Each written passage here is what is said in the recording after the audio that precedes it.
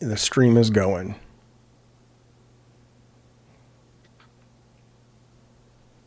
But let's wait till you get it. Okay, it should be live on YouTube. Do you see it?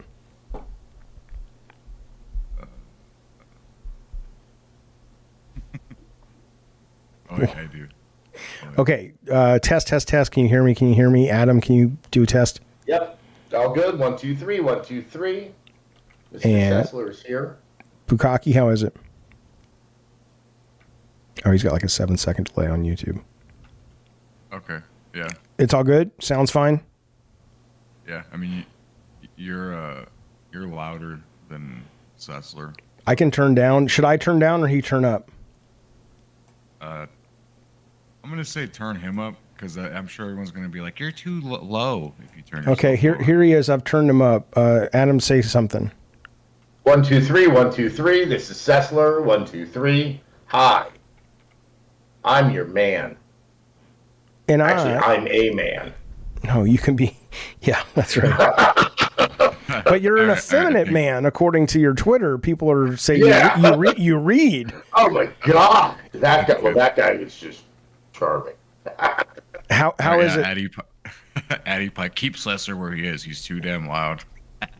Okay, so what do you think, Bukaki? Levels are fine? I think you're good. That Addy Pie dude's usually fucking with you. Oh, I know. Okay, I'm gonna turn off the screen. The stream will. I'm gonna go get a Coke. I'll be right back. I'm gonna make the stream go live. Back in 2 seconds, and it's gonna be muted so nobody can hear anything. But it isn't yet. So wait. You don't have to mute me. These loser gamers know I hate them.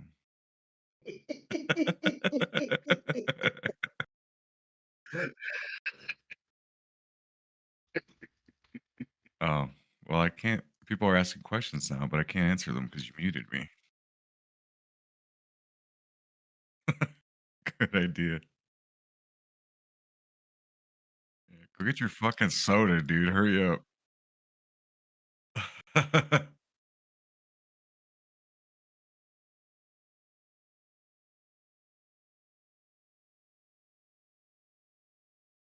Oh, me on camera. Oh hell, well me, yeah, I was horrible. Half of what I said was for the audio booth.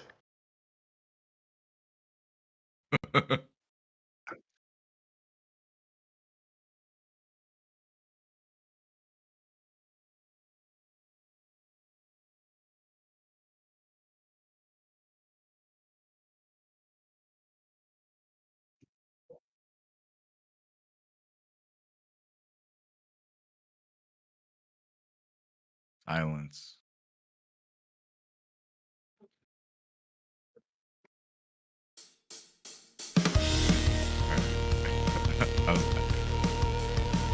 Oh, I can still hear myself on stream, actually. Oh.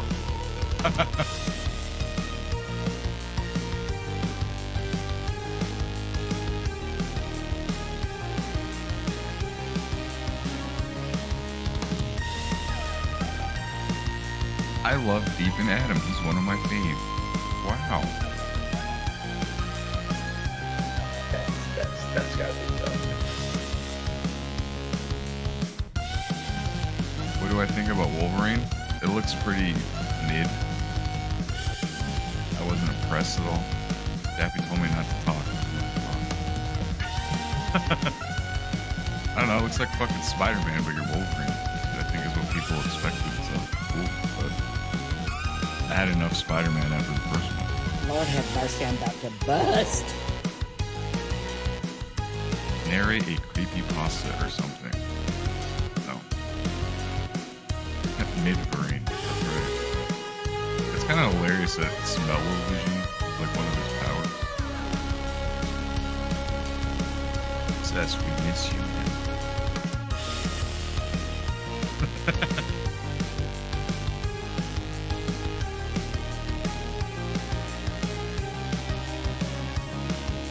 Kind of sucks that Insomniac is the Marvel studio now. Yeah. Not if you're an Insomniac. Yeah, I'm sure they're enjoying the paychecks they're getting. They got bought by Sony. Yeah. Miss the Cess. Why is Starfield the worst? Like, I'm with Jaffe on this. I love Starfield. Oh, Starfield. Oh, I love Starfield. I thought you said Garfield. Oh. And I was like, there's a lot of reasons Garfield. Like, why kids are so into Garfield is so disturbing. That is weird. That kid are into Garfield. Like, they got so upset that guy was gonna voice him. Oh, Chris Pratt? Yeah, and I'm like they were saying like he was disgracing Garfield, and I'm like, but if you don't like him, isn't Garfield like what you want? Like, that's like not a point of pride, I thought. And I got really confused, and they're like, no, we care about Garfield. I'm like, what the fuck is your problem? It's like, oh my god. Yeah, like, I mean, anything that drove by them during their childhood is just like some totemic fucking penis. There's a lot of Garfield children's shows, so I guess that's where all the Garfield maybe comes from. Yeah, but it's not like I give a shit about the Smurfs. That was a children's show for me. It was just like, even at the time, I knew it was some kind of strange anti-Semitic like romp through idiocy. Yeah, same with like I watched Scooby-Doo was before my time, but it was. Oh, I love Scooby-Doo. I was playing a lot when I was a kid, so like when that Velma show came out and everyone got kind of up in arms about it, I was like, you guys really care this much about this? Yeah, okay, that's still, it's not like I care about Scooby-Doo. I loved the Scooby-Doo episodes where, like 1970s television stars were guest stars on it. Like they had Phyllis Diller in one, Sonny and Cher in another, Don Knotts, Dick Van Dyke. Like, I love that stuff. And like they're acting like there's like some kind of canonical representation of a fucking talking dog and a stoner. It's like, what? Yeah, I didn't understand. Oh, look.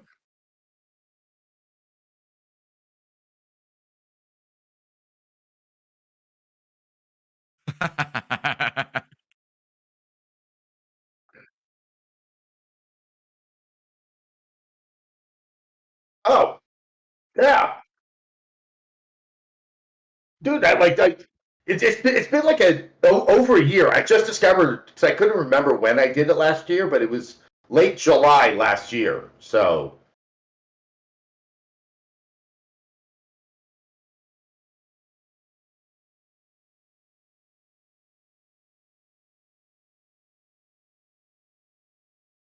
yeah. Jaffe, I think you're muted on the stream.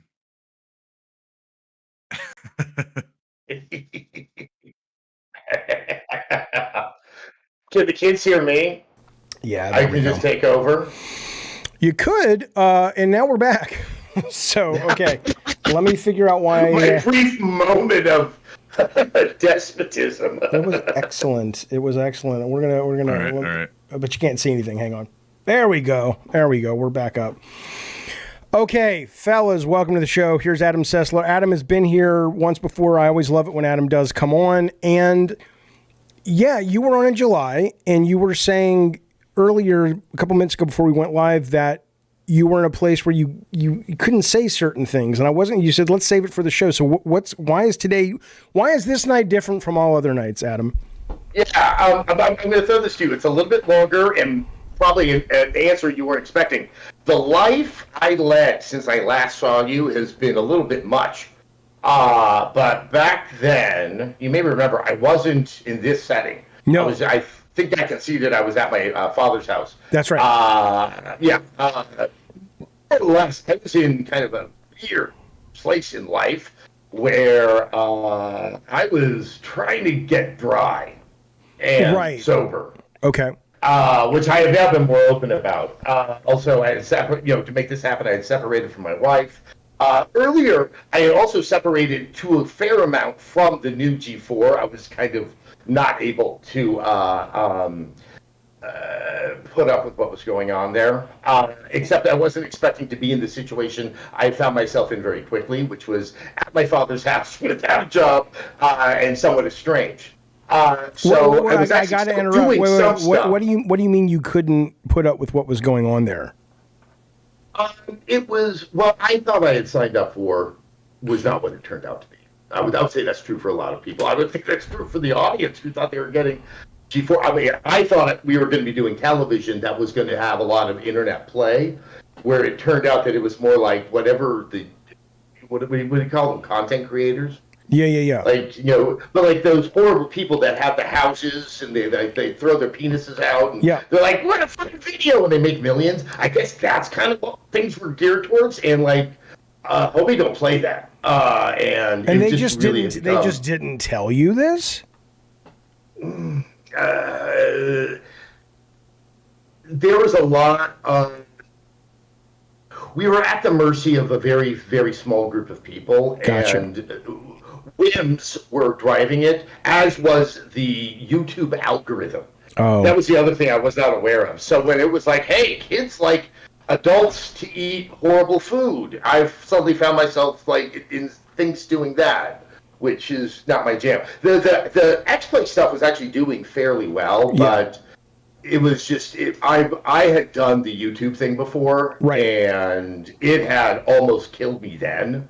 I wasn't expecting to have to do that again, and that's what I suddenly found myself in. Okay, also, so my wife had a brain tumor, so like there was just a lot of life that happened all at once. Is it okay to ask how your wife? It doesn't matter if it's okay. So she's doing incredible. She's doing incredible. It is. UCSF has probably one of the best neurosurgery departments in the world. Did she get healthier after you divorced her, and does that make you feel bad? Oh, no, there's no divorce. It was just we are back together. We are back together. Okay. Yeah, it was kind of one of those, Adam, get your shit together. You're not going to see me until that happens type That's thing. Nice. That's good. She did that to you and for you. Yeah. Her recovery from it is one of the fastest they had ever seen, but also it speaks to the quality of the surgery, where like they just got the fucker out of her head. Let me ask you this: what was it? Was it malignant? No, which is nice. Yeah. But the one downside is it can also be not malignant, but it can come back if there's any trace left behind. It was one of those, but they zapped what little bit was left, and so she's all good. Health, which is wonderful. Good. Yeah. I mean, that hospital on a scale of 1 to 5, what would you give them if you were to give them a rating? 5. Come on, Sessler. You know I'm setting you up, bitch.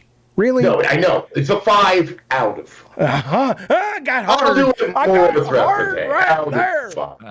Okay. He did the thing. That's right. He did the thing. So, okay. Anyway, so you were feeling like it wasn't what you signed up for. Your dad's house. You're getting sober. Right, but what they, G4 still wanted me, because I could bring in some numbers and stuff for them, and I was like, I'll do some stuff, and now I kind of needed it more than I wanted to let on. Like, here's a pro tip when you're trying to negotiate contracts. Kids, don't let them think that you want the job. Right. That's a very bad negotiating position to be in. And so I didn't want to say or do anything that might hurt that position. Now, what happened since we did that interview is the AI company I had started back in 2016. The analytics and stuff? Yeah. And I had gotten pushed out by my co-founders, which is a very typical thing to have happen. They love Amazon. They're all ex-Amazon. I can't stand that way of thinking. Anyway, it got bought by Reddit.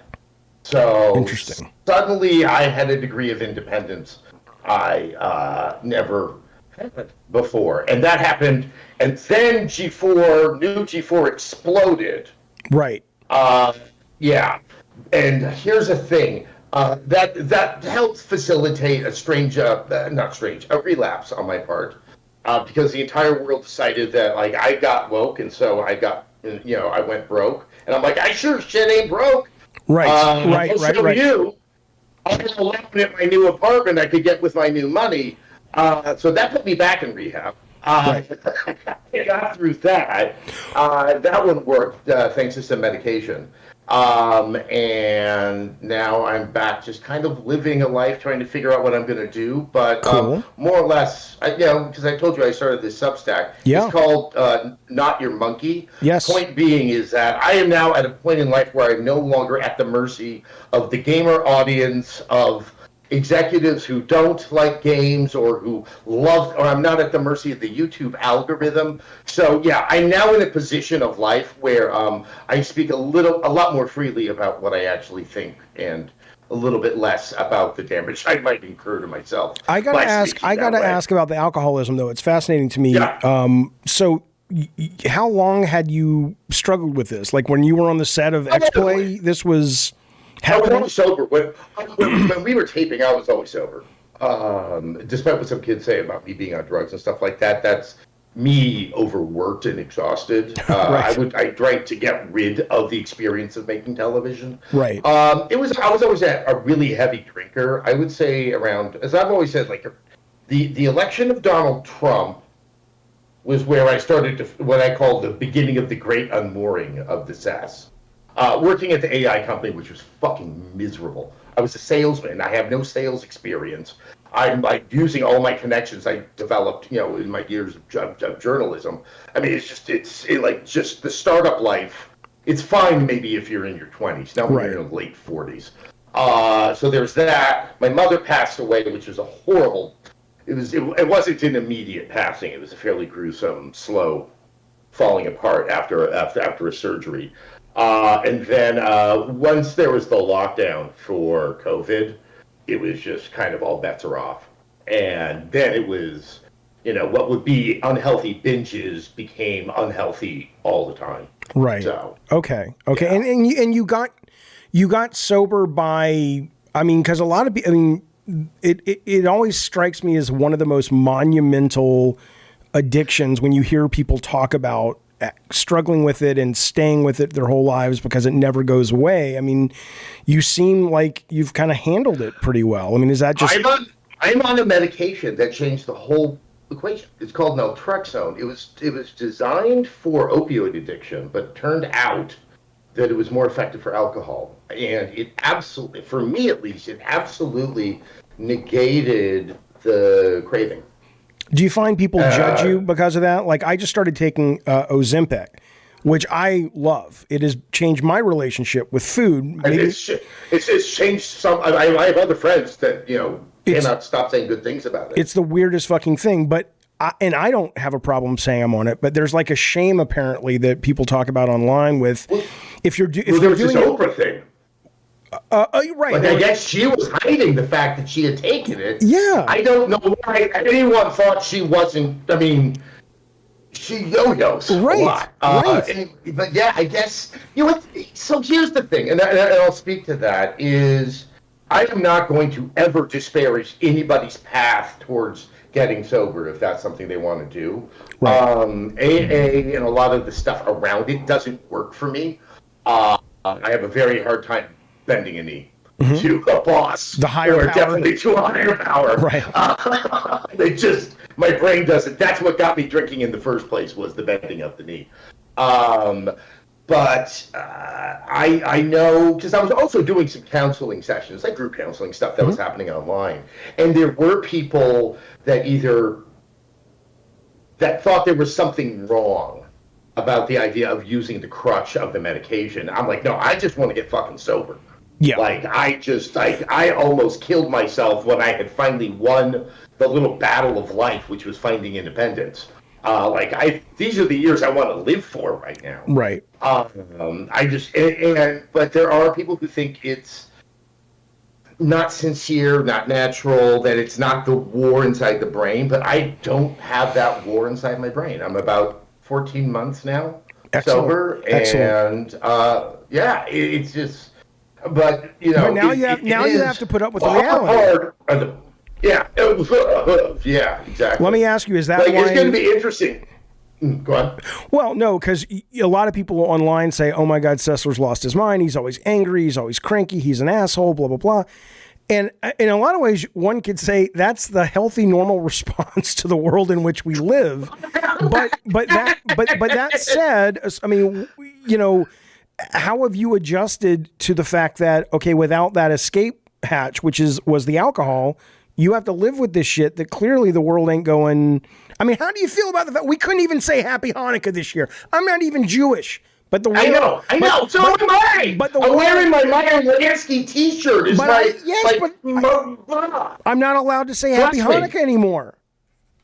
Oh, I put my menorahs out the window. I wanted to get a really long. I'm forgetting the name of the one you like the other ones with. The Shamas. But yeah, Shamas. Yeah. Yeah. Just to kind of Fuck you. Anyway, that's one of the reasons I'm angry. But the fact is, my buddy Matt, who worked on X-Play with me, I still stay in touch with him because I was playing the new Assassin's Creed yesterday, and I was like, dude, was this game made by an AI? But he was making a comment. Like, always people say that I'm so angry all the time. They're like, go back and watch the show. Like, it was there. Right. I think the thing is, I'm more confident in my anger because I'm not trying to please other people. And one of the effects of alcohol is when you're when everything's just right, you're really confident, and all the other time, you're second guessing whether or not you were actually right when you were drunk. I see. And stuff like that. So like when I'm consistently clear-headed throughout the day, I'm not questioning sort of like the motivations or the sincerity of the things that come out of my mouth.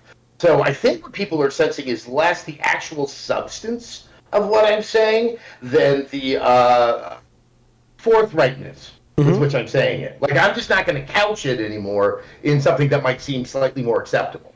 It's like, there's a bunch of anti-Semites on the left, and I hate all of them. And the right. I mean, they're everywhere these days. Right. But the thing is, we knew they were there on the right. They've been there very... And like, I've been freaking out. Look, I have very mixed feelings. I don't like Netanyahu. I've never liked him. I've said horrible things about him.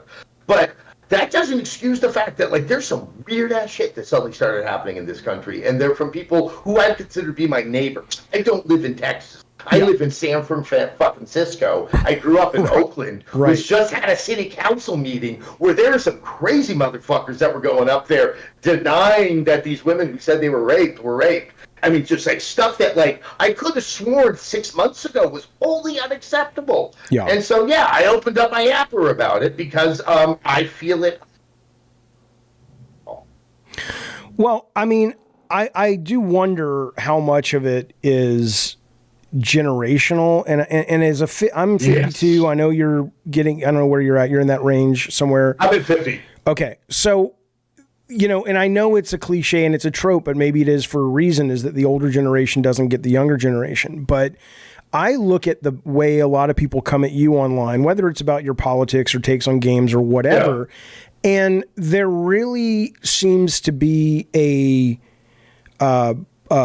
broad brush way of painting people that don't, I guess, not bend the knee like what they mean when they say it, like, to corporations or Disney or whatever, but who basically are not going to baby proof what they have to say.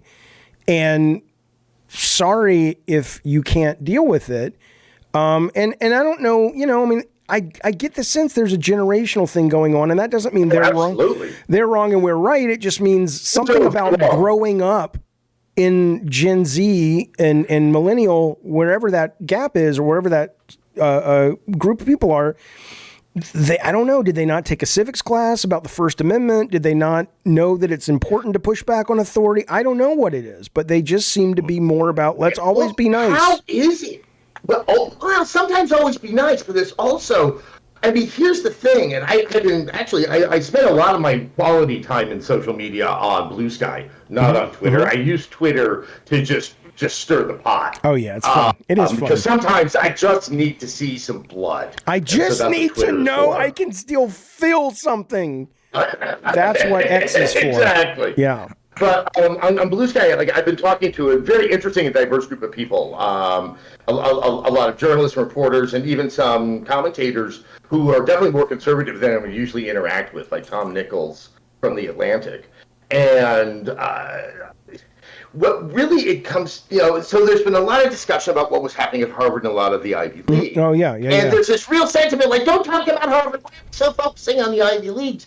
And I get so frustrated because it's like, it has nothing to do with Harvard itself or Columbia. It has to do with, like, they're the perfect archetype of this kind of befuddlement you and I are having, because who the fuck goes to college and becomes less tolerant? I know. Like, literally, like, what kind of fucking loser are you? That's where men fuck men for a few years and go, oh, that was just back in the college time. Where did you go Let's to get school? together and hate the Jews. I didn't have that class. I didn't have that class. I didn't have the class. I didn't have the class. It was full up. It was full up.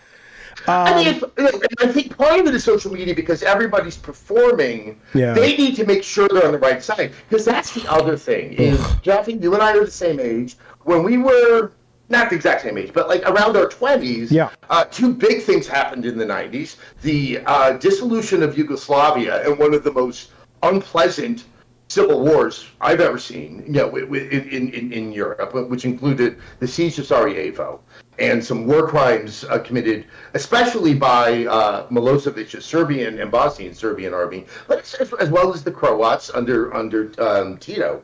Not Tito, Tushman.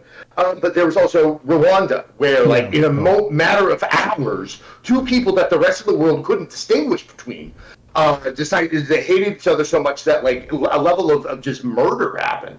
And in both cases, most adults, even the 20-year-old adults, went, that's fucking awful, and didn't feel the need to take sides. Whereas here, where there is 1,500 years of resentment and bad shit on all sides of the equation, and all of a sudden these kids treat it like it's a goddamn console war.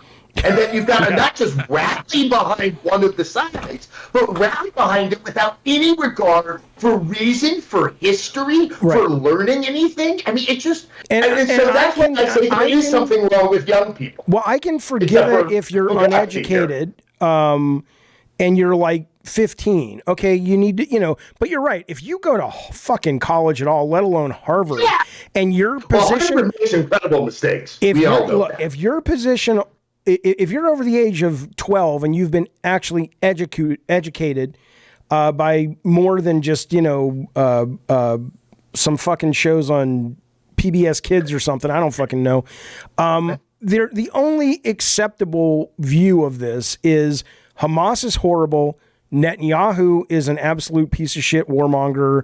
The Palestinians are victims in this, and the Jews, and not even the Jews, just the Israelis, a lot of them who are not supporting Netanyahu's warmongering are also victims in this, and there's a lot of blame, and there's a lot of blame to go around on both sides. Any other view of this than that, and it's demented. It's demented. Yeah. I mean, it's like, look, my simple rule in life is if you're not in uniform, you shouldn't be killed.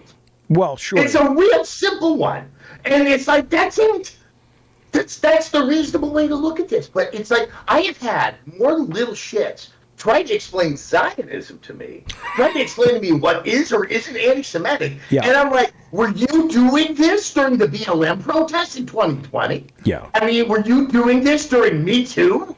It's like, and that imbalance right there, in and of itself, just speaks volumes about the entrenched anti-Semitism. That I knew it was kind of there, but I didn't know it was like bubbling right below the surface, and they were more than happy.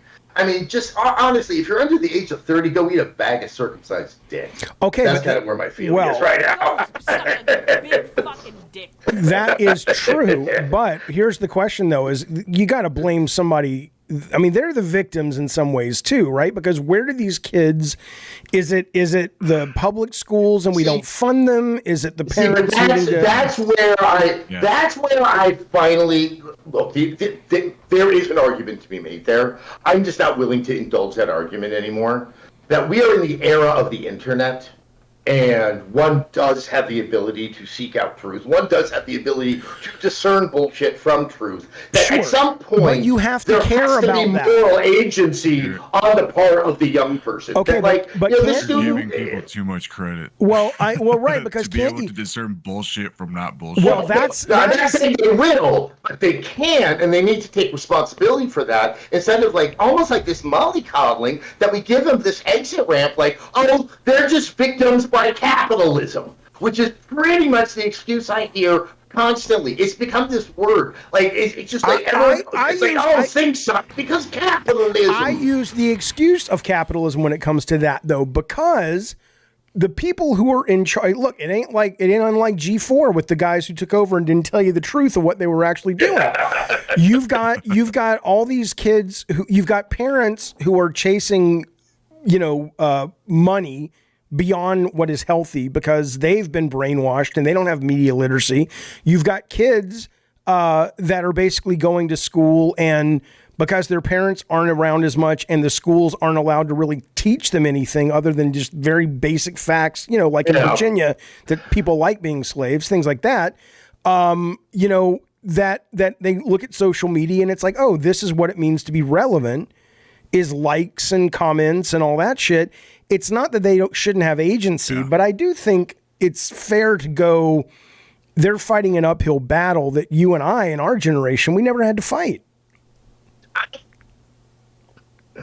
No, we did have to fight that. Remember, we are the children of the baby boomers, who were the first greedy people, like the 80s. Let's succeed. We were the latchkey kids who had to fend for ourselves. But I think, honestly, that's where I think the difference is that in fending for ourselves, I know we over-romanticize that aspect of our Gen X existence, but it's because it was awesome. It's not just that we were let alone by our parents. It's that Star Wars took everyone by surprise. There was not a ready-made influx of age-appropriate media. Like, we had afternoon cartoons on the weekdays and Saturday morning cartoons. That's right. And that's it. And when afternoon cartoons ended, usually about 4 p.m., it's like, well, I got to figure out how to entertain myself. So I watched old episodes of Family with not Tatum O'Neal, with the other one. Christy McNichol, yeah. Who I had a crush on as a kid. Listen, I watched Leave It to Beaver and went, things are strange in the 50s. Yeah. But I think when you suddenly have your Harry Potters, your Disney channels, your Disney radios, and you have that provided to you potentially all the way to the age of 18, like, it's very simplistic logic. Like, it's good and evil. The underdog is always good. Isn't that what Hunger Games teaches us? Right. Like, we had to seek out entertainments that were kind of, without intention, teaching us about the more muddied world of adult morality. Yeah. And that's where it doesn't stop when you're 18. Like, all these people know is fucking Harry Potter and fucking... And the console wars. Remember all the people who could only understand Trump's possible election through, like, either memes of the Lord of the Rings or Harry Potter? Yeah. It's like, how much fucking history, goddammit! The rise of the fucking Nazis! It's like, that's my favorite shit. Does it feel? Can someone describe this to me, like, in Harry Potter terms? That's what the AI is for. Yeah. Just tell ChatGPT to tell it that. Read another book, bitch. How about that?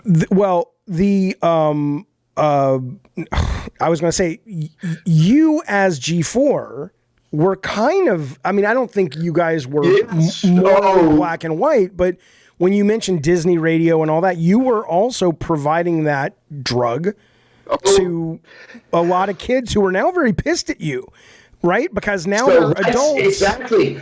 Because I see what I may have had a hand in. Right. There's that Harry Frankenstein where the doctor ain't too happy with his monster. Yes. It's like, or let's put it in gaming terms. Eventually, was it the Solarians? Okay, the Geth. Remember, who are the gaseous people that made the Geth? They were supposed to serve the Geth. What? Who's the Geth? The Geth are supposed to serve them in Mass Effect. Oh, I never played it. Whatever Tally is, I forgot what she is. Yeah. Okay. Yeah, Talia. Okay, let's call them gassy, because that's what they are. They're all gassy. It's like all of a sudden the Geth turned on him. You know, the Gex was just supposed to bring them their gassy caviar and their gassy books. And then they're like, no, we want to be respected as what we are. Quarians, that's it. Interesting. I'm seeing a lot of Koreans in chat right now saying, "Why are these guys talking about games? Let's talk about why we're not talking about games. We will talk about games, and we will also talk about. This is related to games. This is absolutely related to games. I know one of your news stories, and it's relevant to your Substack, which I was reading, and I went through a bunch of them. And I mean, you've only done 3, but I went through a bunch of the quotes on them, and I was just like, what's fascinating about it is that you really do approach the game writing now. When you were talking about Starfield and how it came along at a point in your life, and because of who you were, like I love Starfield too. And a lot of people actually get mad at me, and I'm like, I don't care. First off, go suck your own fucking father's dick. Someone for liking I understand. It's the strangest little fucking quirk of these bizarre fuckers. But what I will say, though, is that as kids of the 80s, space and exploration and Star Trek and Star Wars, that meant something to us. And it was and that game captures it beautifully. And I get that if you weren't of that generation, it may not tickle your fancy like that. But I thought it was really interesting when you were writing about, when a company sits down to make a game, who are they making it? Like, how do they know who they're making it for? Nintendo has an assumption. From Software, you said, has an assumption. Bethesda has an assumption. But it is really interesting, as somebody who has made games and somebody who does welcome AI, like Sony's new patent, to come in and adjust difficulty in real time. Because, you don't know who's playing. And unless you're just being an asshole gatekeeper, which is obnoxious as fuck, you should want to support a game being able to let everyone experience what the game creators want. And that's what I thought was so fascinating about Starfield is, almost every time I play a new game, I still, when I play it, go like, oh man, this would have been an interesting one to review, or thank God I'm not reviewing this game. Right. Starfield falls in the latter category. I'm probably like the highest level, because that game, unlike other Bethesda games, just it's not as satisfying when you play it for 6 hours on end. It's better, I found, 2 to 3, like do 2 or 3 missions, call it a night. And I found it I got dipped in, did my little wandering around, scanned some stuff, had an adventure. It was great, with the one exception of I did such a deep dive the first 2 days, because the learning curve on that was so hard, except I watched my 12-year-old godson took to it like water on for a dude in the desert, because he didn't know any better. I watched him playing it. I did not know you could play it like Halo. This kid was moving around so fast. Just it was like that old game Brick from that other Bethesda studio. Just jumping over obstacles, shooting people. I'm the sneaky, slow, deliberate guy. Right. And it was only because I took all of those earlier Bethesda games, trying to apply the logic early on in Starfield, and that doesn't work.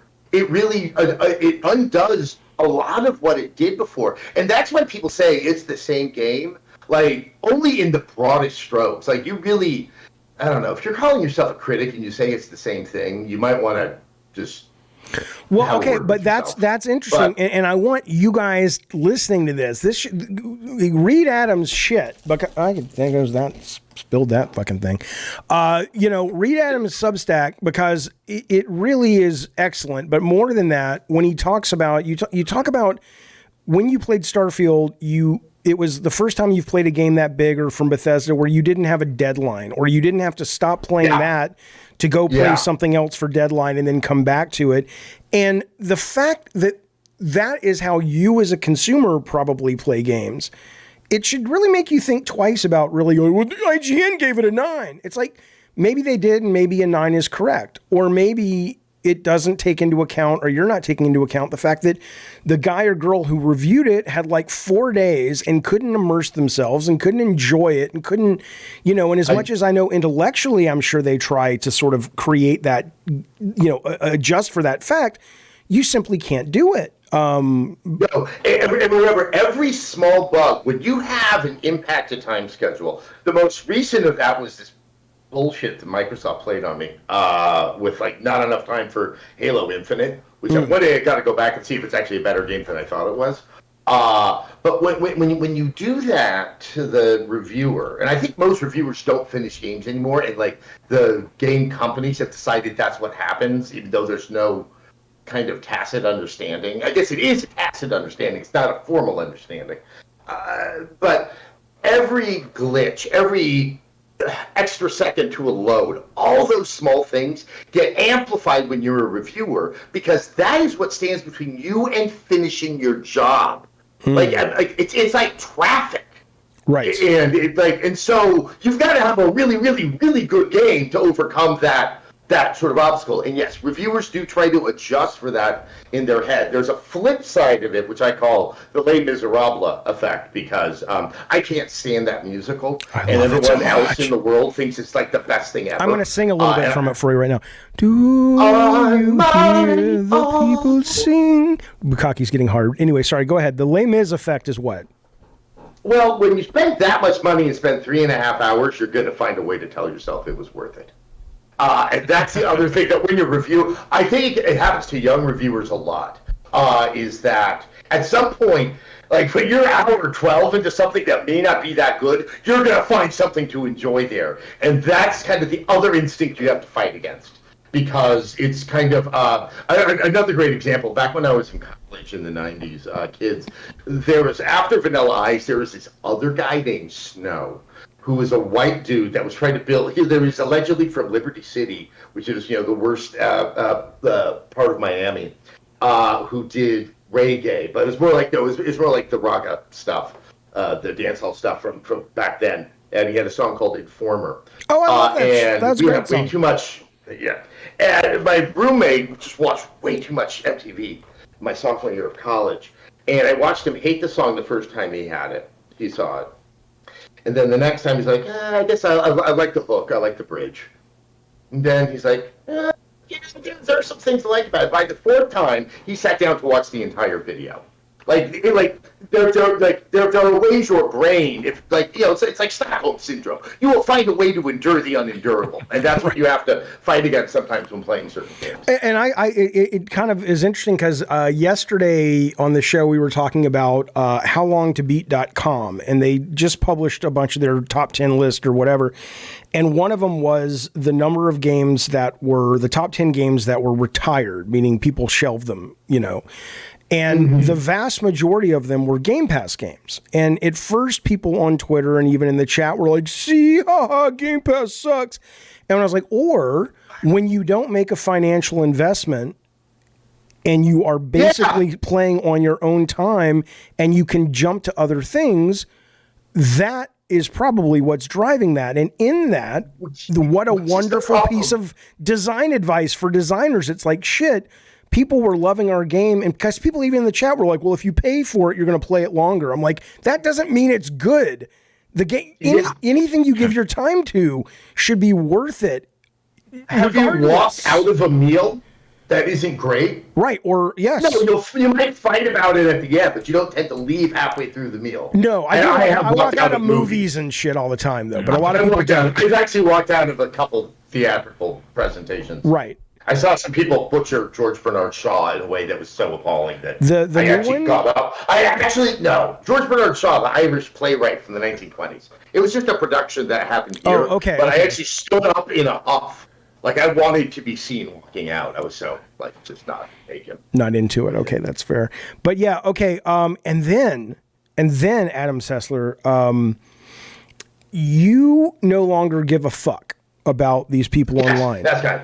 Yes. And I don't really either, the ones that are jerks. But you know what? I want to come back to that because first I do want to talk to you one more thing about journalism because the Insomniac leaks and all that happened, right?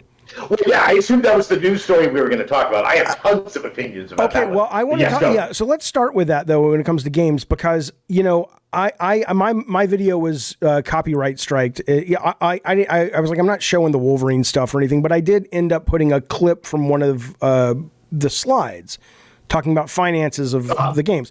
Yeah. And I guess that was enough for Sony to say, take that down, blah, blah, blah. So whatever, I'm fine with that.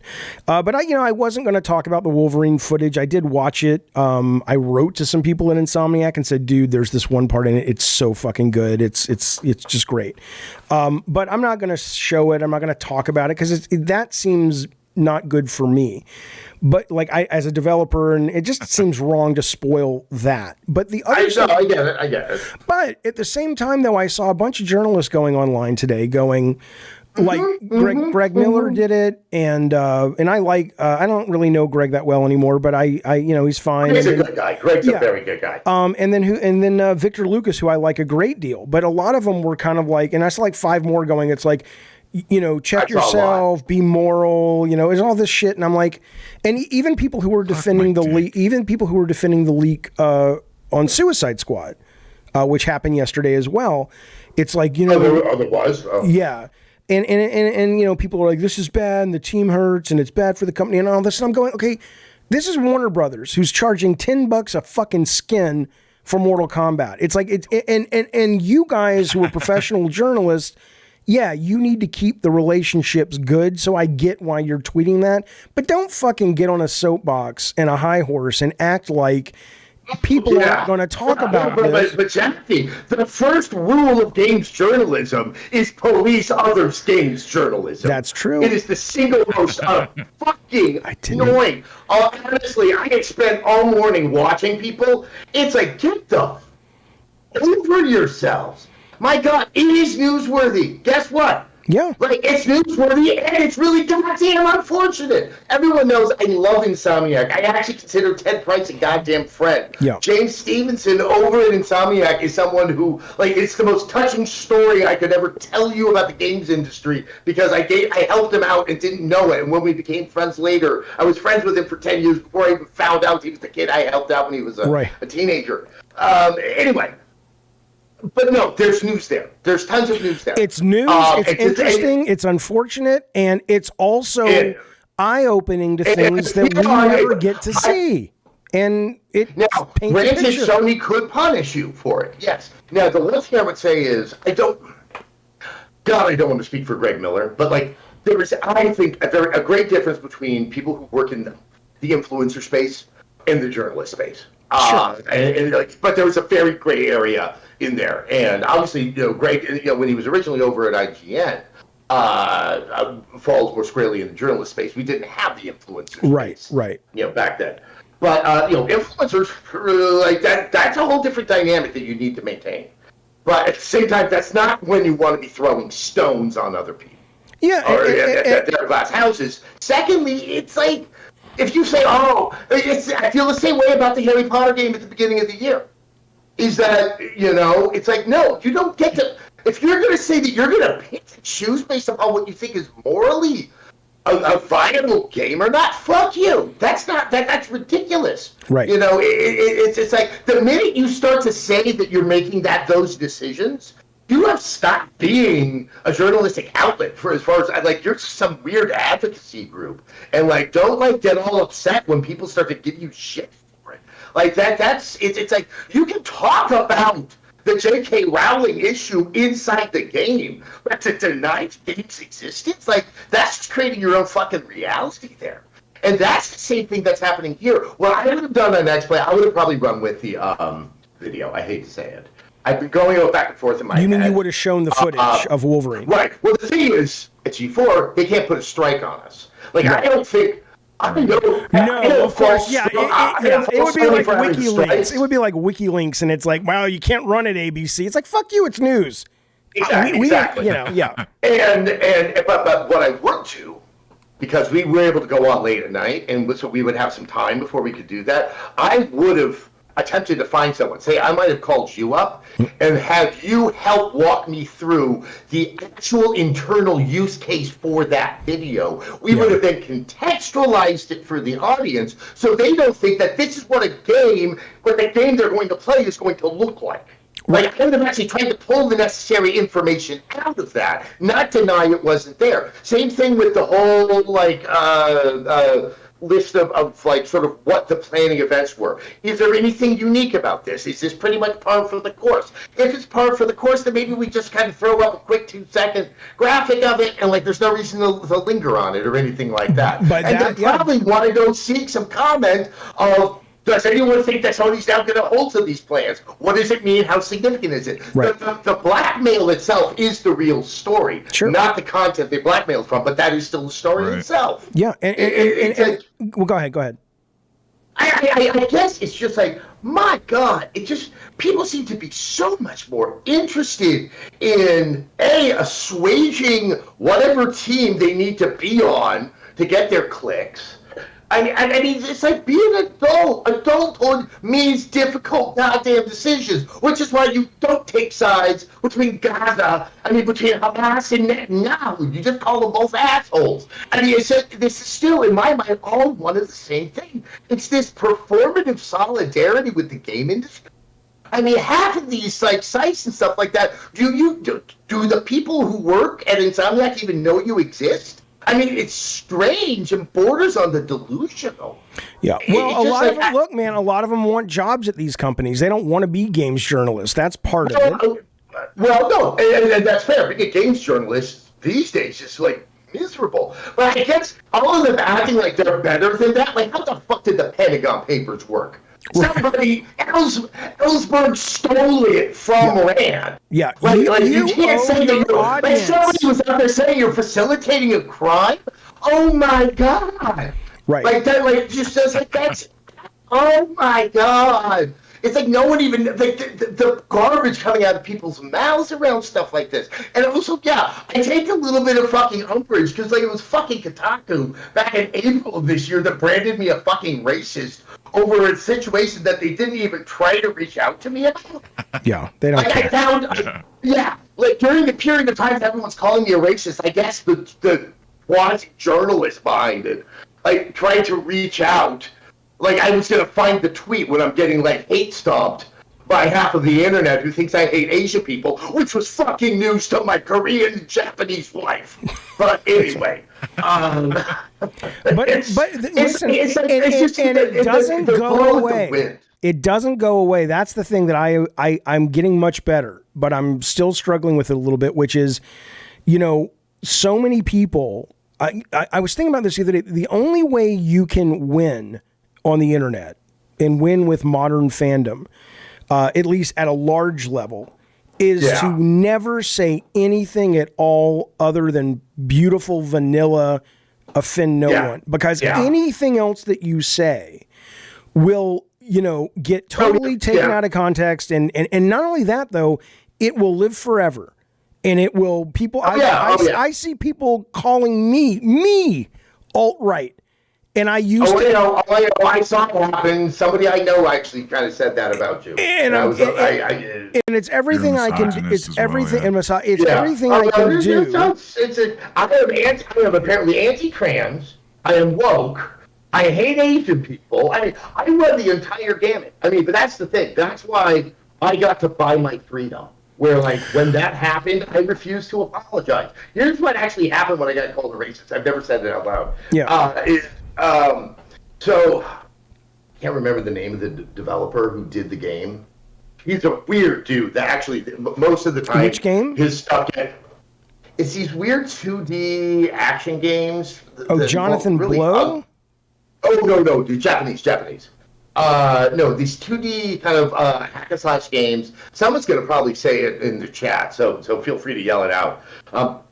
But the character models tend to have really odd moves. Oh yeah, the ones like Crown something, and it was the giant witch hat and all that shit. Dragon's Crown. So I guess unbeknownst to me, that's the other thing. Everyone assumes that like when you're being like, apparently some old video from G4 that was objectionable was surfaced by this guy when he was talking about how hard it was for him as a Japanese game designer to succeed. Without anyone looking at the history of his games and his kind of very strange behavior when people questioned some of the character models in his games, everyone seemed to forget that.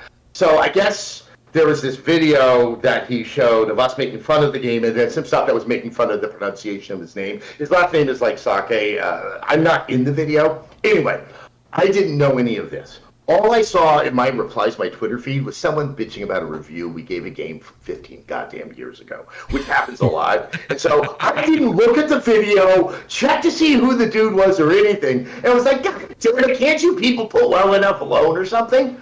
And I walked away. And that's why you're a racist. Later, I'm like, oh shit. And the thing is, I didn't apologize, even though I probably have said, like, yeah, that's an objectionable video, and we shouldn't have done it, and but it was a long time ago.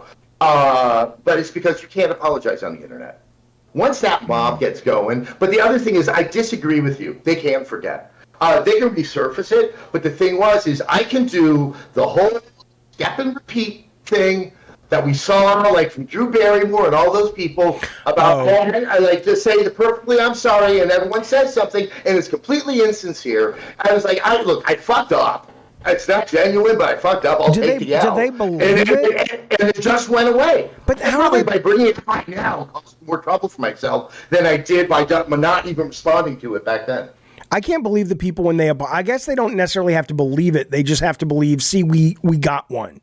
We made them shut up. It doesn't matter. It's about bending the knee. It's about bending the knee. They don't even care. Like, they already have their mind made up about a person. Yeah, they just want to get angry. People like to be in mobs. Whether you apologize or not, they've already made up their mind on whether they have forgiven you or not. It doesn't even matter. Everybody is so disingenuous. I believe they're disingenuous about Israel, Gaza. I believe people are disingenuous about most stuff that's happening in video games. The outrage people have about video games are like, oh my God, they're trying to steal my money. Look, if that $60 means that much to you, you've got to find a different hobby. Like, games are expensive. It's like games are not for everyone. Games are for everyone that can fucking afford it. So, like, just chill the fuck out. It's like, but no, everyone wants to be outraged so badly. It's like, oh, look, they're going to, like, remember the puddle thing in Spider-Man 5 years ago? I mean, Jesus. Okay, but no, awesome. I do want to ask this, though, because, I'm not super, super rich, but I got money in the bank. You've got money in the bank now. I mean, isn't there also an aspect to this that when you don't have to worry about consequences, it's easy to stand on the mountain and say, you should do whatever you want. Don't let the mob rule you. It's like, that's great. But the mob is my boss who follows my Twitter. And if I tweet the wrong thing, I don't have a job anymore. Don't masquerade that you're not what you are. If you've got to be careful about what you're doing. That is asking for such a high level of self-awareness and therapy for someone to go. I know, but trust me, the whole problem in society now is the self-awareness thing. I know, but you've had therapy. I've had therapy, but a lot of people don't have that inner self-awareness to go, I should probably present what I actually am. But they don't necessarily believe it. They have to almost like go, I'm going to be this person, and in order to justify it, I'm going to just convince myself that this person is me and it's right. I don't think they're aware they're playing a character in order to get by. I know. Everyone doesn't feel like they're cosplaying as Seymour Hersh, like, revealing the evils of McNamara and Nixon. Yeah. Just slowly, all the roles you act out become your identity, and you are what you pretend to be. But you're right. I'm unable to say this from a privileged position, but at the very least, I feel like someone needs to be saying it. Like, they don't make any friends from it. I don't think I have any friends left. Except for you. Well, this is what I get asked about a lot. Whenever I say Sessler's coming on, or at least both times, I probably get 10 questions of asking me about Colin. Why does he hate Colin so much? And how does he like you because you like Colin? And I'm like going, I like Colin, I like Sessler. Can I not like two people who may not like each other? What do I care? No. Well, that's something. That's something about young people, and it really is like the last theory that it seems that young people are taught are the transitory properties of relation.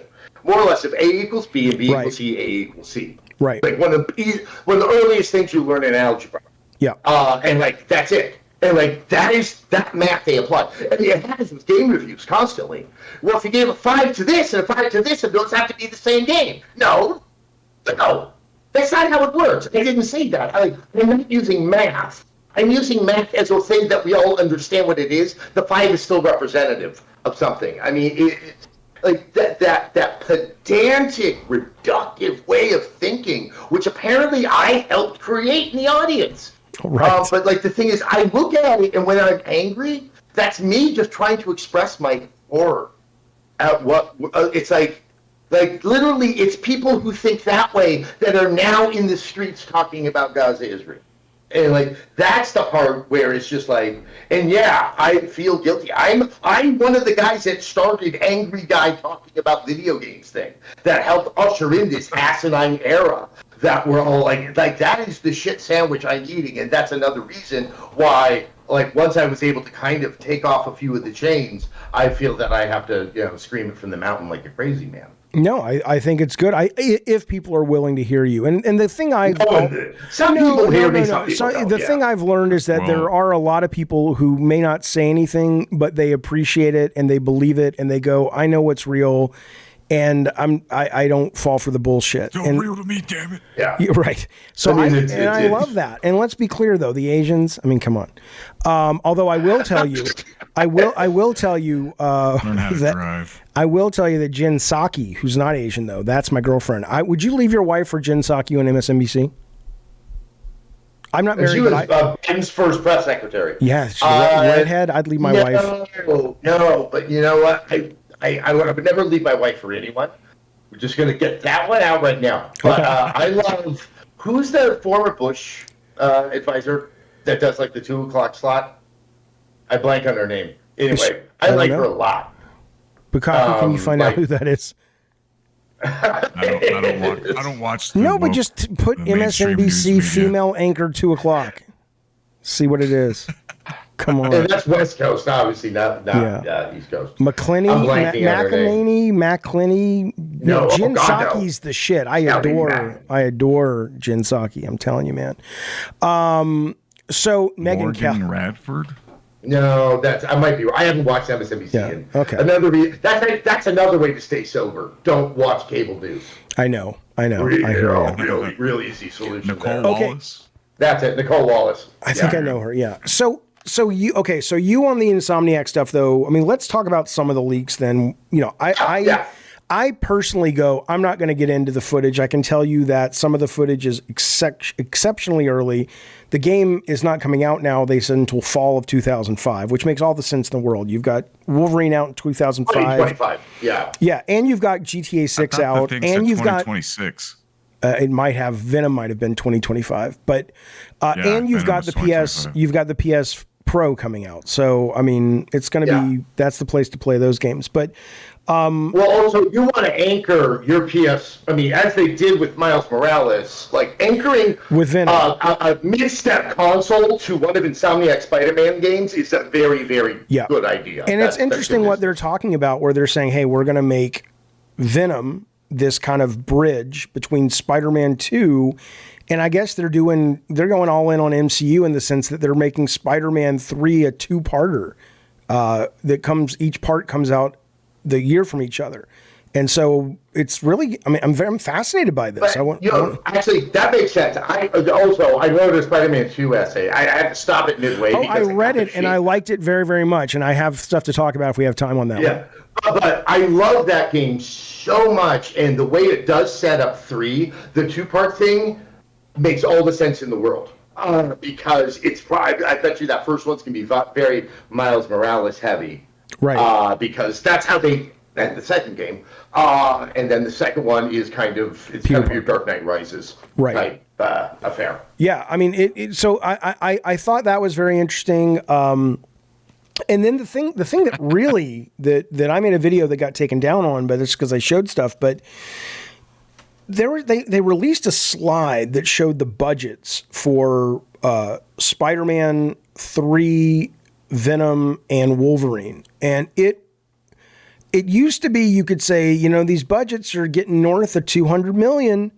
All 3 of those games are 300 million plus.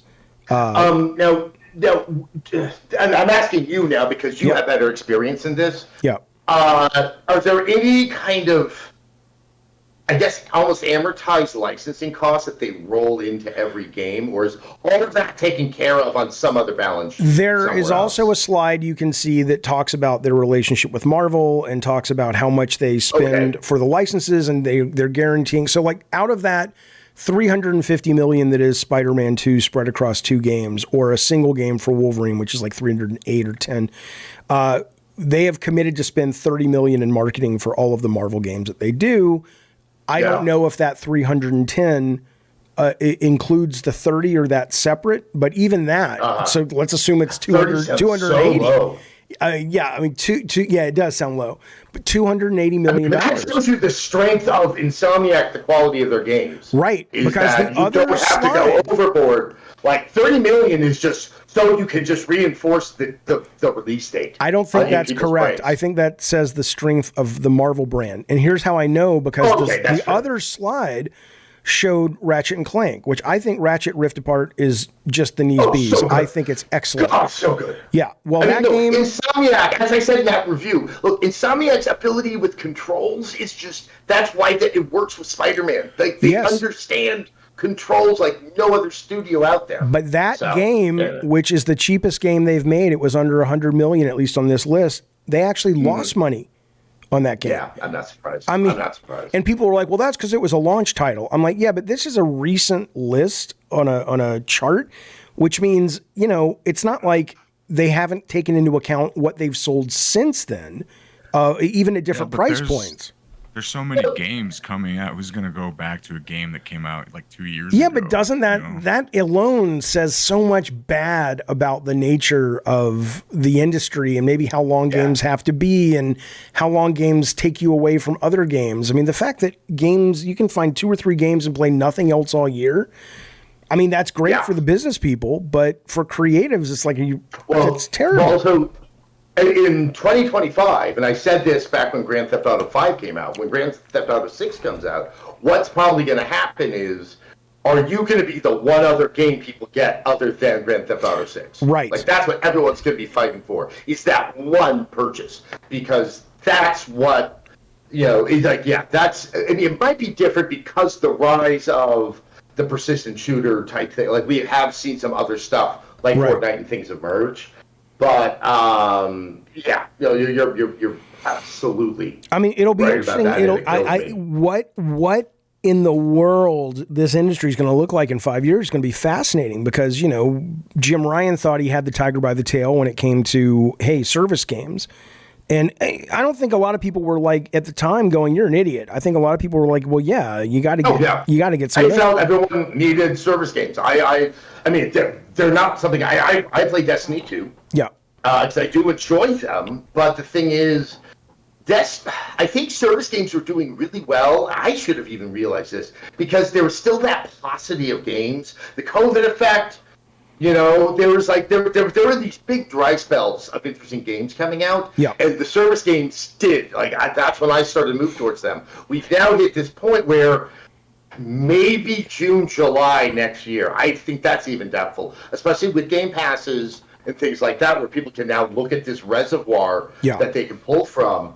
I don't know where the service game is going to fall inside of all of this. And once again, look at how well Spider-Man does do for Sony. Look at some of the other, every time I think there's conventional wisdom in this industry, something happens that violates it. But even think about that for a minute. Think about what it says about the art form, right? That because I went to a panel at Comic-Con once. I wasn't on it. It was about storytelling in games, and I remember they were talking. One of the people they had on the panel was somebody from Lucas Games at the time, or LucasArts or whatever. It's been a long time ago. Yeah, and they were. It was like and they were, or he had worked on those games, but he was one of the guys that worked on a lot of the Star Wars flying games, where there was X-Wing and all this shit. And he was talking about how important story was, and this and that and the other, and I'm in the games, and I'm just like, bitch, Lucas and his pals did that heavy lifting for you. Just like with Spider-Man. I'm not saying the Spider-Man story isn't great, or the Wolverine story is not going to be great, but they come preloaded, with a passion already and an understanding already for most people for those characters. So when you actually look at Sony's bread and butter, I wonder, when you look at Ratchet and Clank not doing that well, and that's why I think that story was newsworthy, because it kind of maybe points a light on, as much as we want to talk about games being artistic and about stories and characters, and that's true in a lot of ways in certain games, and people love that. I'm not saying that's not true, but the fact is the audiences don't show up for the most part for that stuff. And no, it's isn't that and it's not even proportional to movies. No, not at all. There's Marvel movies, but look, a lot of people went to go see Oppenheimer, which is a very expensive art house movie. That's exactly right.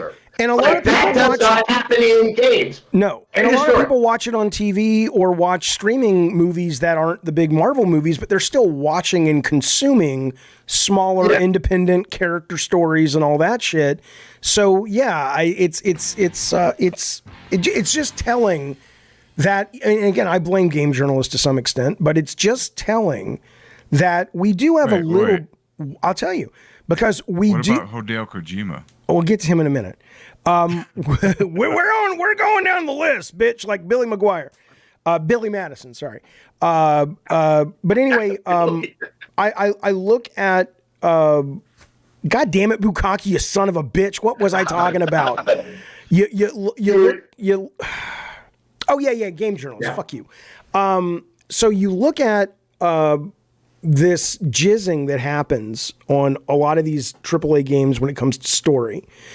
And I'm not saying the story, people are saying, Jaffe, God of War, the new one's much better written than yours. I'm like, oh yeah, I agree. No problem with that.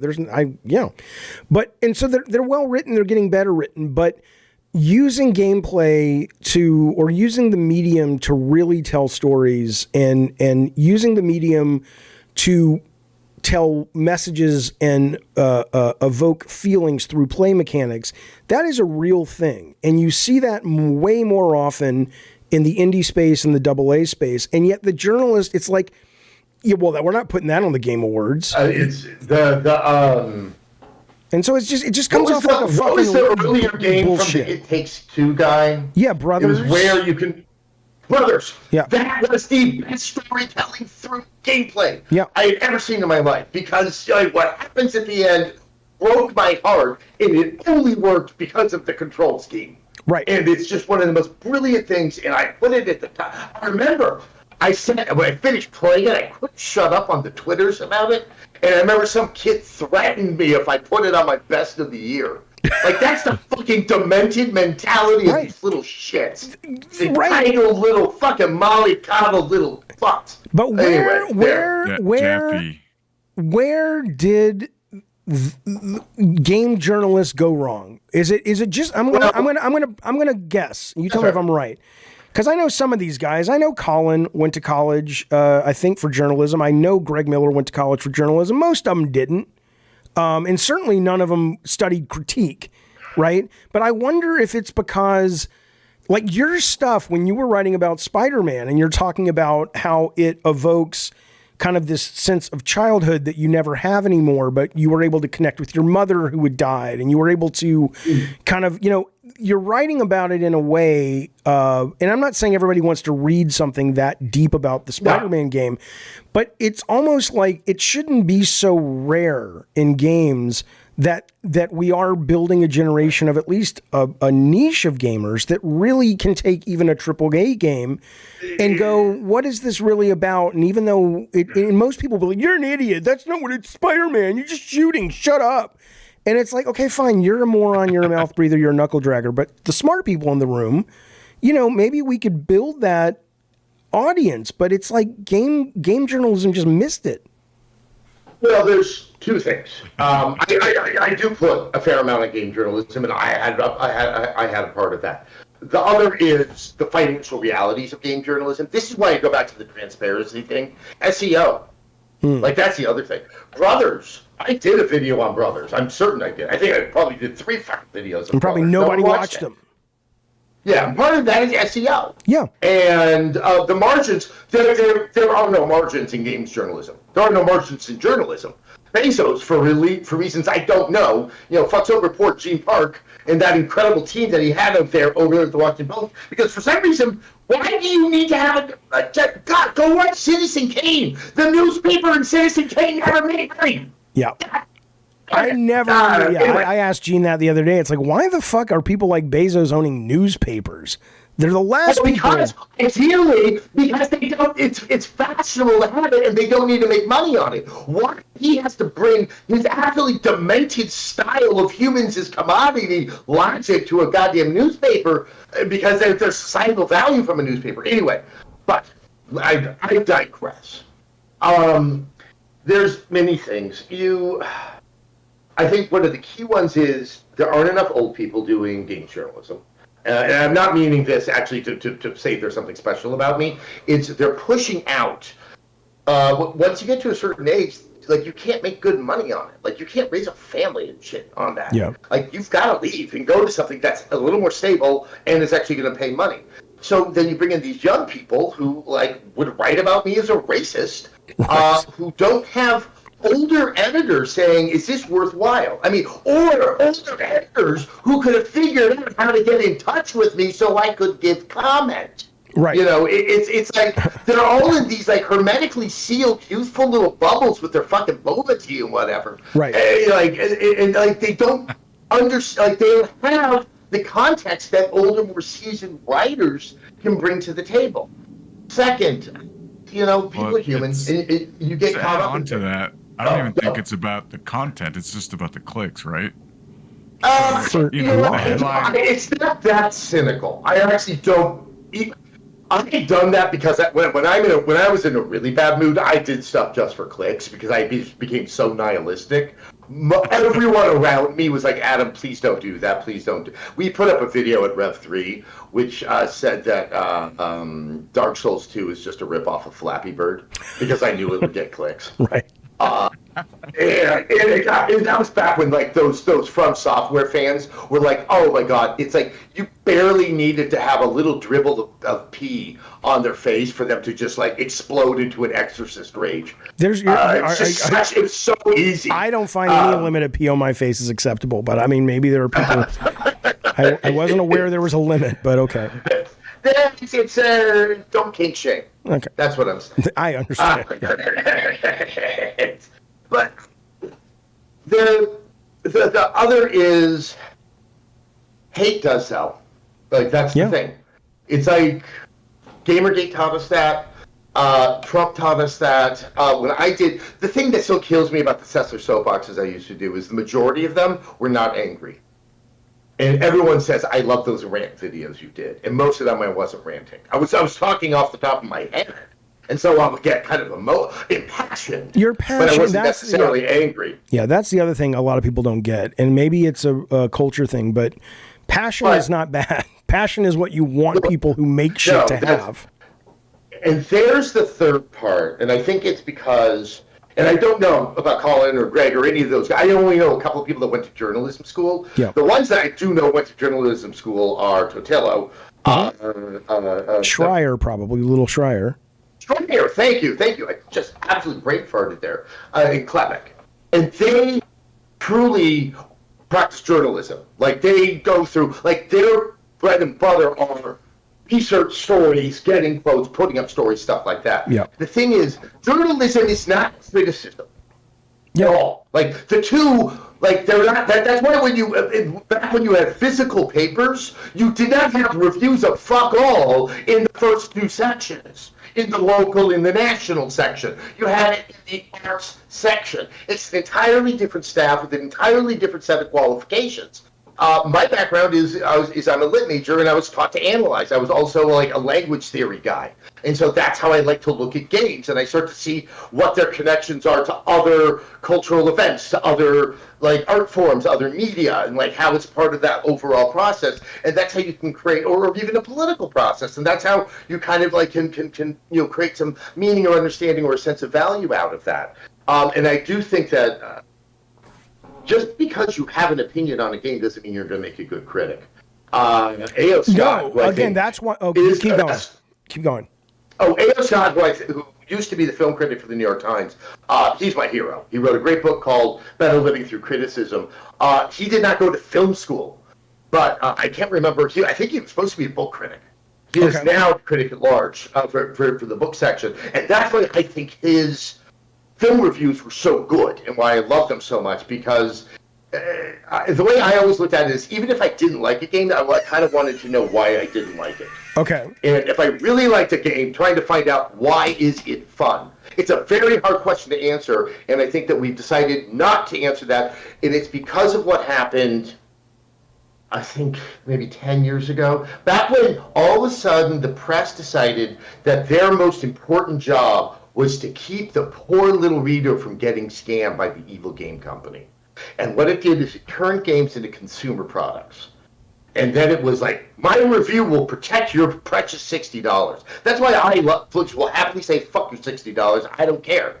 Like, I'm going to find out if it's good or bad, and not if you should play it or not, if it's a good or bad game. I think those are two separate things. Well, and then, once okay, it but reduced where it to is that, it? Yes, but where then, because you go, in your Substack, you go beyond that, though. You start talking not just if you liked it, but, and so what, because that is something I enjoy that I think more gamers, if they knew it was out there and it was written, like your shit's not super long. It's not written in a way where you're just like, oh, I can just feel the self-importance dripping. Because, you know, there are those critique I don't use people. words like post-colonial. I don't use stuff like that in my I don't mind that. That's not too hard. But I'm just saying, you know what I'm talking about? There are those people who are like, oh, I'm going to write seriously about games. And it's like, yeah, but your writing is fucking stale and boring. You kind of walk this nice middle line. So if that's it's not also criticism, because I've written a lot over time. That's is that critiquing? Does that go above criticism? Yeah. Does that go above criticism? I would call that essay writing. Like, it's just like I'm just using the game as a jumping off point, and sometimes, like, my intention with that Substack is I want to write about things other than games, but because I started it at the end of the year when the interesting games are coming out, I wrote about games. Got it. It's also, I'm trying to kind of get used to writing more frequently because I plan to write a novel next year, and I've never written a novel, and the whole idea of getting up and staring at the computer, like, I know that I just need to force myself to write, and I thought I would start by doing something like that. You could get ChatGPT to help with that, though. You really could. I'm not fucking with you. It's amazing. When I went to it, and I just wanted to just try it because I was during the writer's strike and they're worried about AI writing movies and stuff. And I mean, you know, we're 100 years away from a great thing, maybe less. It's advancing quickly. But I did go to it and I said, okay, I want to try to write a sitcom opening, like 5 pages.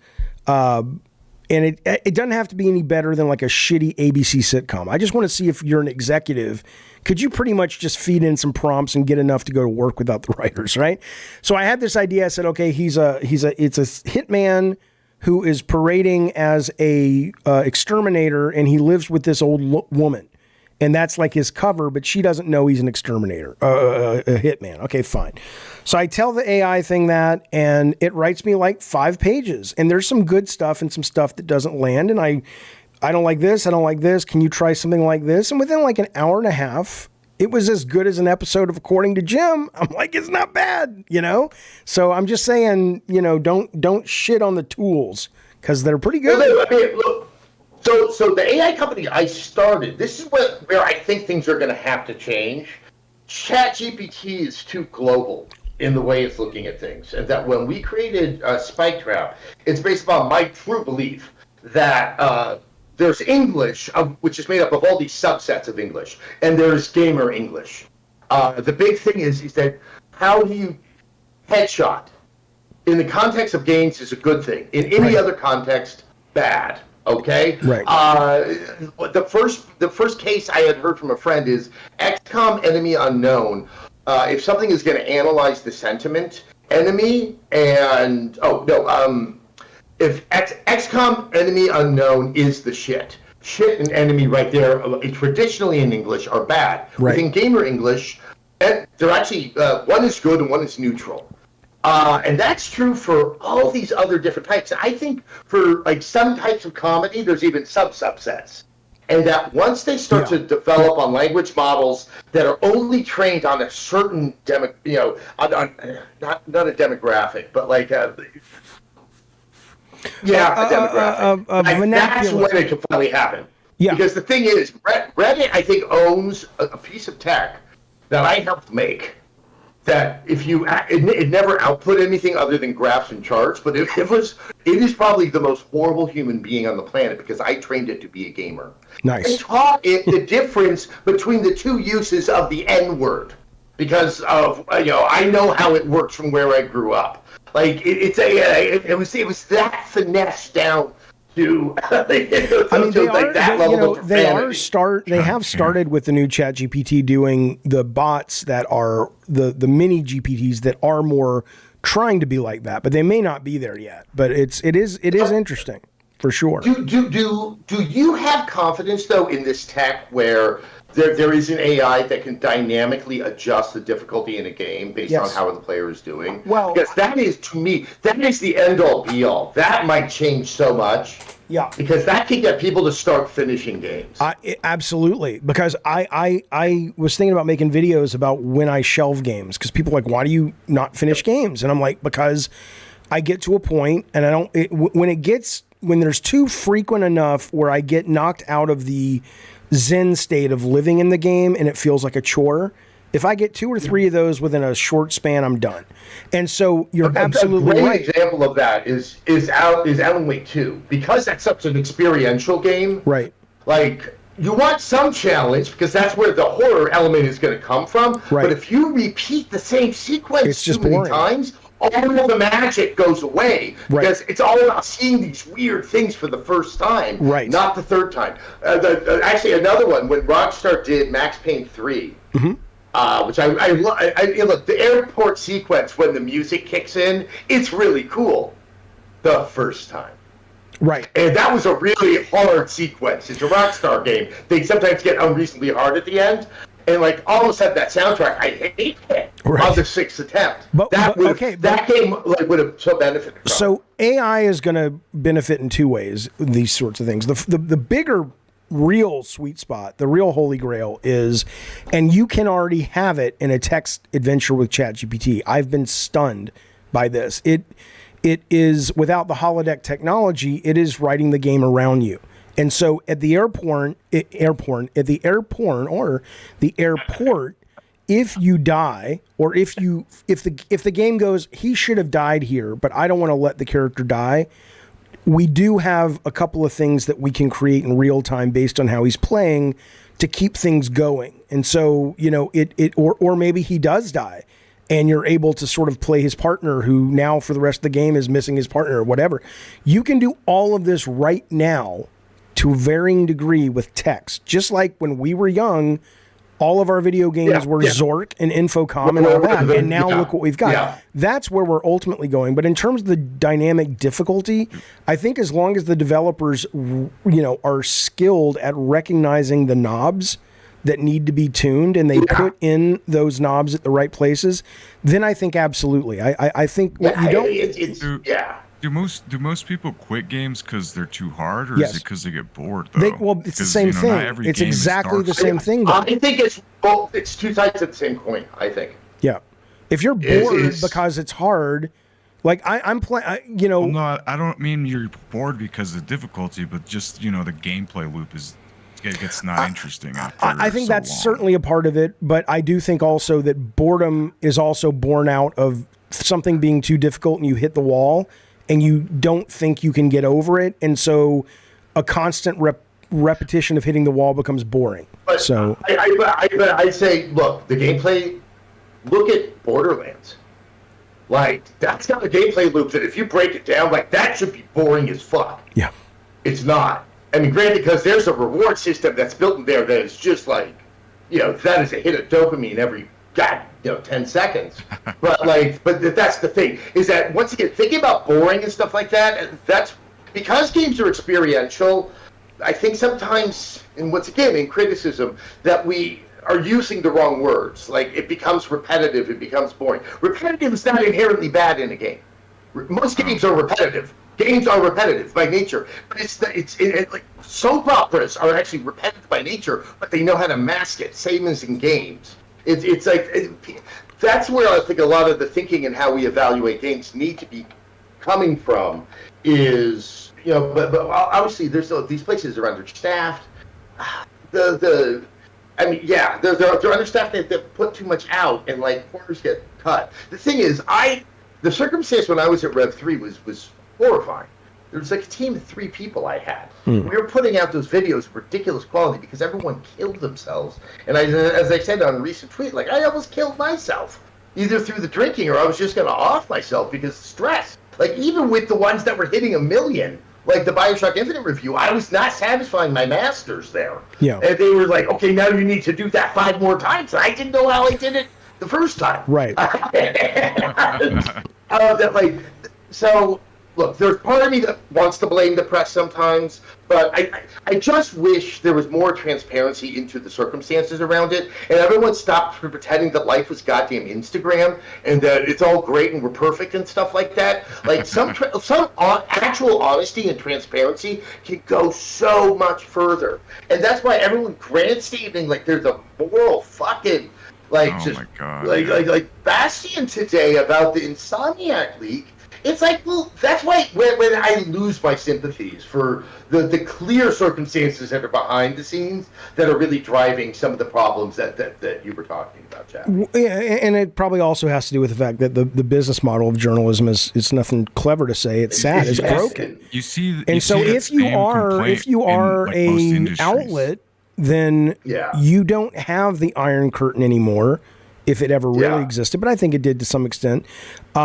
Now, if Greg Miller, and I'm just citing Greg because he was one of the guys I saw this morning on this, but if Greg Miller leaks the information or talks about it or pisses Sony off in some way, I said, he didn't leak it. Like, it was leaked. But it hurts his business. Sony would probably prefer him to say very little, and he can make a choice now. Do I go with a more honest sense of journalism, but there ain't no ducats in journalism and I got a baby? Or do I go with what's going to treat my business and my employees well? I get it. I don't know how Sony is behaving these days, but I upset Sony a lot. But me too. If you handled it the right way, the act of doing something about it shouldn't. If they're what they used to be, that is not enough to actually get retribution. If you handled it in an adult way, they understand a journalist's job. They're not a bunch of like sharpening knives over there. This isn't the Molly Smith era. That's the knife era. So okay, let's. But I mean, it was just it's like this I Am Spartacus thing that just gets so out of control. I wonder what it's going to take to break. What's going to take to break people of that and let them still be, like if they're progressive, which I'm very progressive. I don't need to progressive as they come. As I'm the most progressive guy, it feels like that should be enough, and your actions will show that. You don't need to sort of, Well, yeah, and it's funny because back when there was some really bad policing of influencers and everyone was up in each other's business, and to me that is just like, I just don't do that. Like I've said it on some podcasts where it's like, if there's someone out there who's doing something scuzzy, that's what they do. Like it's not, I'm not going to go analog them if there's no bodies to be found there. Right. It's like that's part of the ecosystem. There's always TMZ. There's always someone who's willing to pay for a quote or something like that. That's what works. Why we need to have this morally there's no brown to my asshole type existence in everything just doesn't make much sense to me. No, but and everybody's the fucking same. You're only as noble as your privilege allows you to be, too. But there was so much policing back in that era that that everyone is so scared about the appearance of impropriety. I am more concerned with actual goddamn impropriety. Like that's like a much bigger deal. But like we are in a world of appearances. We are the Instagram world where if it looks like someone could poke a hole in you, then it's just as good as having the hole. Okay. So, never mind. I think that makes sense. It makes sense, but it sounds filthy. I saw those gears turning. I know. I can't help but people are like, Jaffe, you're still mature. Why don't you grow up? Kratos grew up. Why don't you grow up? Bitch, fuck Oh off. God. I hate that Yeah, shit. can It's you such do a stream morons. for an hour. Did you see that guy who was like, Jaffe, aren't you over 50? Yeah. As in, like, shouldn't you not be behaving this way? It's like, I have news for you kids. Like, I still have the mind of what I was in my 20s. I can remember what I felt like when I was 6. Yeah, Like, I'm the same you don't guy. grow out of things. Yes, and I, but you do grow into things, but they just like, you like that? That's not acceptable. Anyway, I want to ask you one more Jaffe, question, and then I need want you to have a stream Yeah, where you just read dirty jokes and call people dickheads and idiots. I And then love after it. you do that, go, no, that's not me anymore. yeah. I love it when people like talk to me like do your mother jokes and shit to me, and I'm like always somebody said something about my mom or their mom or something. And it's just so easy to turn their moms in a joke into a prostitute that I'm fucking. That's what I do. That's what I do too.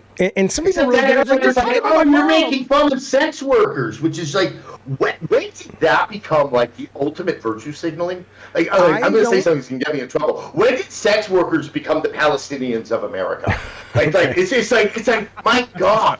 It's like I've led a very complicated life. Yeah. I know people who have Done sex work. on the street who've done sex work and things like that. I don't know how they even are aware of these people on the internet from their suburban homes who are speaking on their behalf. I mean, it's one of the strangest flexes that is out there. It's the one thing I'll say is I appreciate the burgeoning respect and not shaming sex workers that we're getting, because that's a good thing, because fuck you. But but it's still fun to call someone a dirty whore. And I don't think I'm shaming them with it. Yeah, well, sure, but that's $5 really extra. harmful language. I really wish you wouldn't say that. Okay, so listen. Here's what we're gonna do. I got one more question, and while we're doing that, I want to get right after. Would you be cool taking calls and super chats? Of course. Okay, so my final question is. I'm having a blast, by the way. Me too. I know.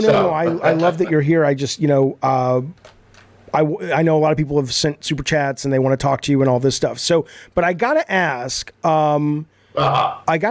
So when people were losing their shit, and I'm not going to talk about individual people, but in terms of at G4, but when they were losing their shit at G4. The new G4 around where's the fuckable ladies? Why are these women all not fuckable? Blah, blah, blah, blah, blah. I maybe could have understood maybe that in the early 90s when the internet wasn't as ubiquitous, but are these people that hard up for pornography of any shape, form, or fashion? It's like, dude, you're on the internet. Open up Pornhub in this window. And then in this, you can be watching G4. What do you care at this point? What do you think that was about, that sense of, I need the women who read me the news to be super fuckable? Says the guy who wants to go marry Jen Psaki. But that's different, because she's smart. I don't think they actually meant it. Okay. But they wanted to demean the women that were there. I think they wanted to demean the entire exercise that was new G4, because... It's just the same way that guys got really angry when girls started playing their games. Like, they just don't need to hold on. I don't know, it's like Make America Great Again. It's like Make G4 Great Again. It's like they only wanted the G4, not even the one that existed, but the one they think that existed. Right. And when something tried to presume to be their stupid memories of their stupid, pathetic adolescent existences, they got really defensive, because I don't think they have much in their lives. And I've been theorizing with my wife about all these different type of dynamics where very weak, disempowered, probably fully emasculated men, where they try to impose their will. And a lot of it is through the internet and through popular culture. And if you can't do it just through games, then you have to do it through game-oriented cable stations. Like, man, like, that is so lame. Like, wow. But no, that's who they were. It's their way of trying to hurt someone. But I feel bad for them. I hate them, and I feel bad for them. You got to feel bad for them. I don't feel bad for them at all. Really? Because think about somebody whose sense of self is so damaged that they really those are... assholes had too much influence over programming decisions at old G4 and new G4. I Like, just- those people are a blight on society. Those are the people who David Zaslav is thinking about when he decides to cut the Coyote movie, when Yeah. he decides to cut good programming over on Max. Because these are the guys, he might be wrong, but he looks at them like, you're the kind of motherfucker that would watch Duck Dynasty. Imagine if you're Zaslav, because I when I hate was that at Rev guy. 3, that's when it was owned by Discovery, and he was running Discovery. Oh. And like, their money was not getting made from the Discovery Channel. It was from TLC. Oh, I know. With, like, those crazy Christian, like, child rapists that show, like, 30 fucking blonde motherfuckers and counting, like that. Like, he had to think, that show is making me money. What are you gonna think of Americans if you're making money off of crap like that? Yeah. You're gonna make programming decisions. He's gonna think I'm gonna get rid of the HBO in front of HBO Max. Oh, I'm Because, telling like, you, there's too much dignity attached to that. That's what's it's the amazing. problem. When I went to HBO once they became Discover the first couple of weeks, I don't know if the algorithm has kind of changed it or what, or they changed it for everyone, but it was so disheartening to see yeah. these great HBO and great movies and great original programming right next to, you know, House Flipper and the Godzilla Beast Brides, and I'm just like, they're not the same. They're both okay. Like 12 Deadly Sharks. Yeah, but Count it's like them. putting junk food next to a Michelin 3-star rated meal. It's like they're both have their places, but don't mistake the junk food for the meal. It's ridiculous. But anyway, okay. So Psycho's been waiting a long time. I'm going to get the super chats first, then we're bringing Psycho in. If you want to talk to good Sir Adam Sessler, not a problem, pal. You are able to jump right into the hootenanny. I'm just going to say one thing, just so everyone knows. Just as a matter of human policy, I don't talk about people I worked with. I mean, every so often I'll reference someone in a story, but like, there's always like, what did you think about so-and-so doing so and such? I don't do that because I actually believe in some degree of professional loyalty, where like if you have to work with people, that doesn't give you license to just like unload about what they were like all the time. So I won't be answering that. So just don't. If you ask it, I won't answer it. That's all. Okay. Everything else is fair game. These are super chats, and then we'll get to Psycho in the waiting room.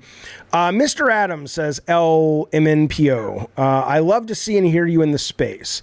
You were involved in Friday the 13th, the game, right? Any takeaways from that experience? Thank you, sir. Yeah, here. Just you can see my Friday the 13th, very limited edition poster I have framed over there. I didn't know you worked on that game. What'd you do on that game? I was a consultant.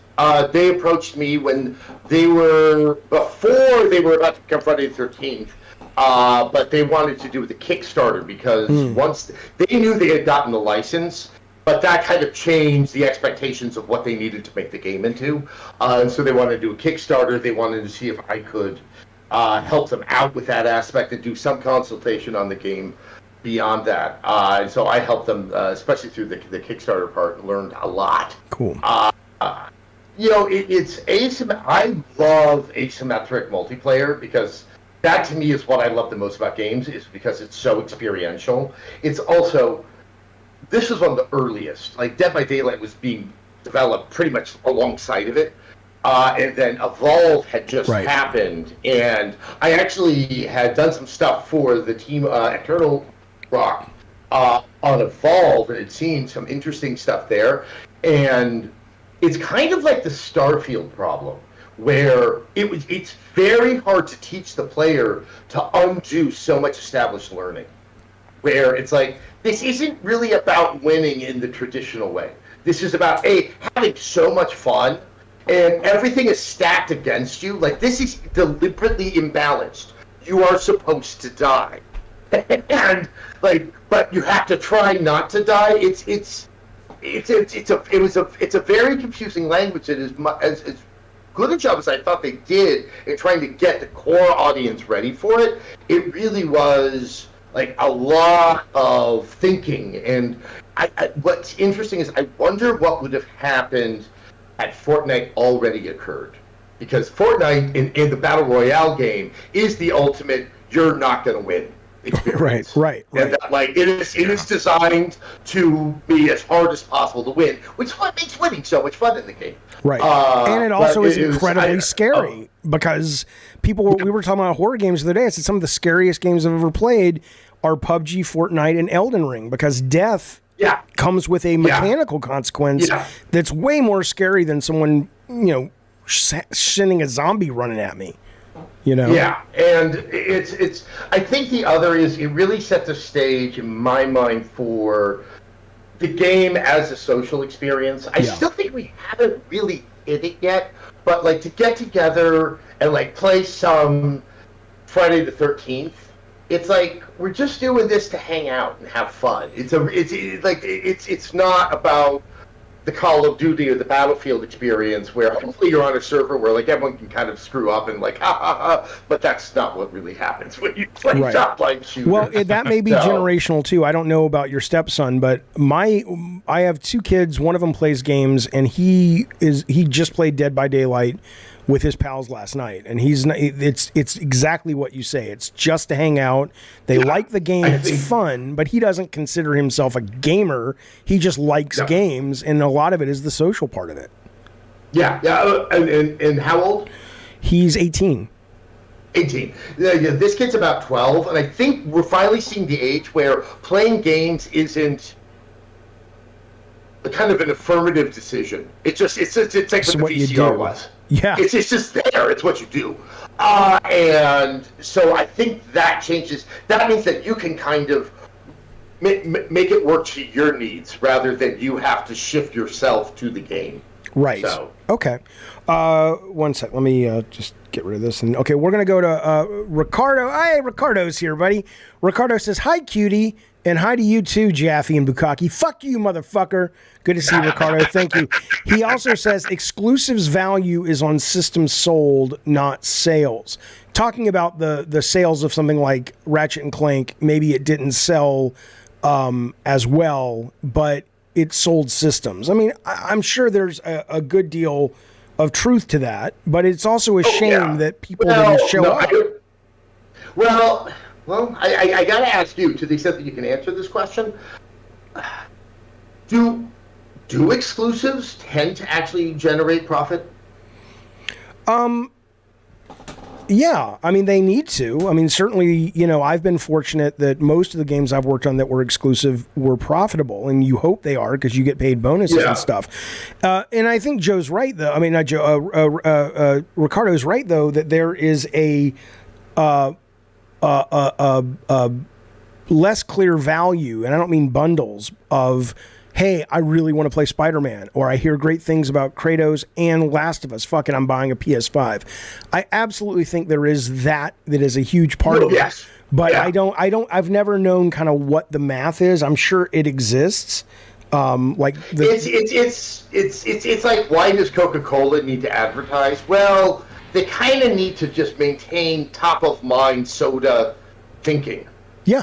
And so when Sony can say, look at all these games you can only play on Sony, I don't know if this day and age, if that cost-benefit analysis still works out. I think once upon a time that definitely was the case. I mean, let's take Ratchet and Clank off because it's such a good game. Yeah. But what was that other Returnal that they had?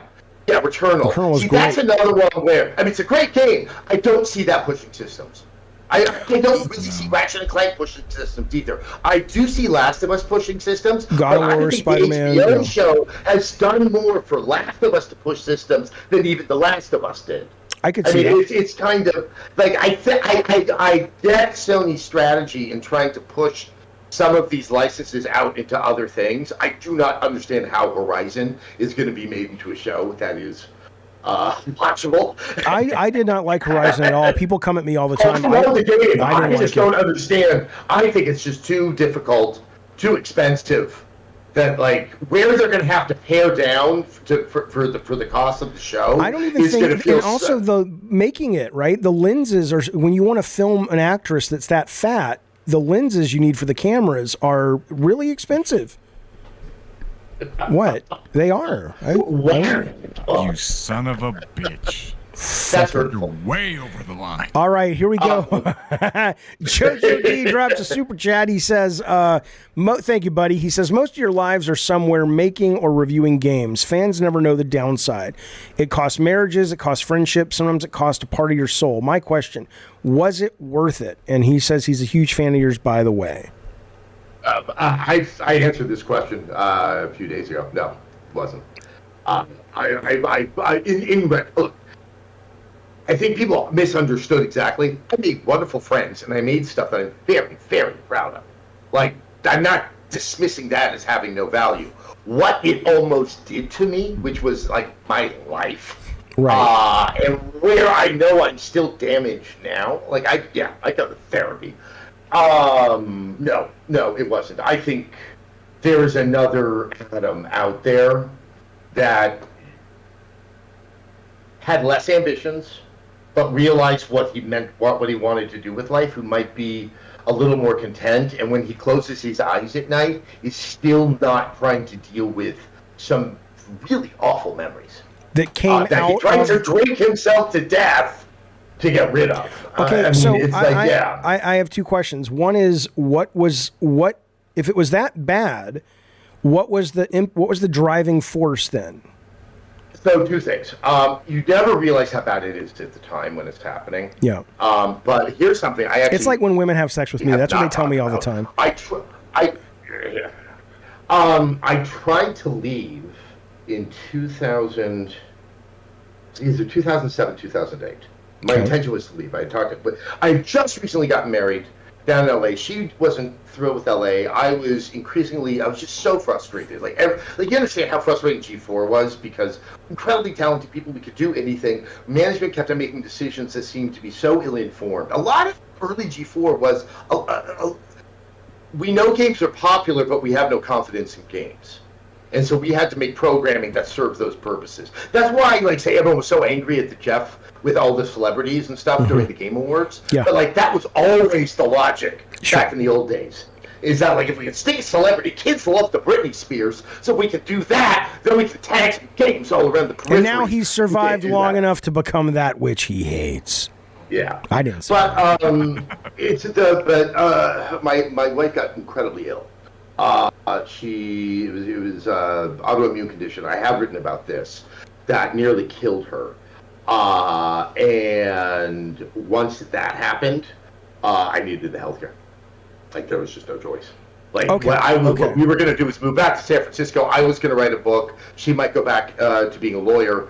And suddenly that went away. And so I stayed with it. I found, like my Les Miserables effect, I found ways to enjoy it again. That's around the era I wanted to become editor-in-chief and try to have a lot more influence over the editorial policy, which, while I love doing that, that brought on certain things that almost killed me as well, because it was so stressful and difficult. And one more, then the second question then is, when you talk about just some of these things you lay awake at night and just how bad it got, I mean, can you speak just to like something that's concretized? Like, was it it's just somebody do something to you? Compromised or no. That wasn't like no one touched me. Not on like the a Corey dog or Feldman things thing. like that. But I lost sense of self. Like, when you can television in LA, you're on TV, where your parking space is in relation to the door becomes a matter of how you're valued by the company. Yeah, like it fucks with your head. Yeah. And I really wanted to have great gaming content. And like I've said it before, I helped engineer the famous E3 coverage that we did. And a lot of people didn't have confidence that we could pull it off and that people were going to watch. And I needed the best ratings ever. And do you know what it's like? Like, I've changed exactly how we're going to spend millions of dollars. And I hope it's going to work. It did work. But it's like, that's not like I start to go crazy. You become a control freak. You start to freak out and lash out and things like that. I've said and done things to people I'm not happy about.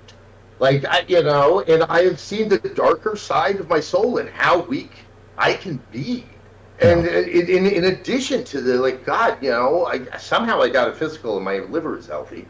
But, like, what I was doing then was not good for my liver because I just didn't know how to, the stress, like, I could, like, especially in, like, every time I thought everything would be under control, something would happen. And there were so few people that we could try to get it back on track. And, like, were there other people at G4 that were going through similar things, or were you? Probably not as bad, but yes, there were other people. Okay. There were other people.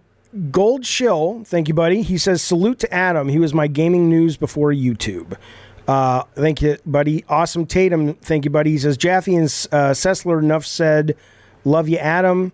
Ratchet, 2050-05-2505. Thank you, buddy. He says, podcast with Colin Moriarty at Last Stand Media together as a cocktail. Again, I don't even know what people are talking about when they bring up.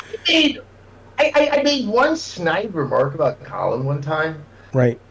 Look, I don't agree with his politics, and especially during a certain period, he was a lot more glib about it. And I don't even remember what I said. But so it's not. I mean, it's nothing you think about. It's not even a thing. There's no I don't think about it. Right. So, but thank you for the super chat, Ratchet. Psycho, you're going to come in live with good Sir Adam Sessler, and if you want to talk to Adam, you can come in as well. Put yourself in the call-in waiting room in the Discord. Psycho, you're on with Adam. Go. Or not. There you are. Are you there? What's up? Okay. Sorry. That's okay. Hi, Adam Sessler. Hello there. Ooh, boy. Okay.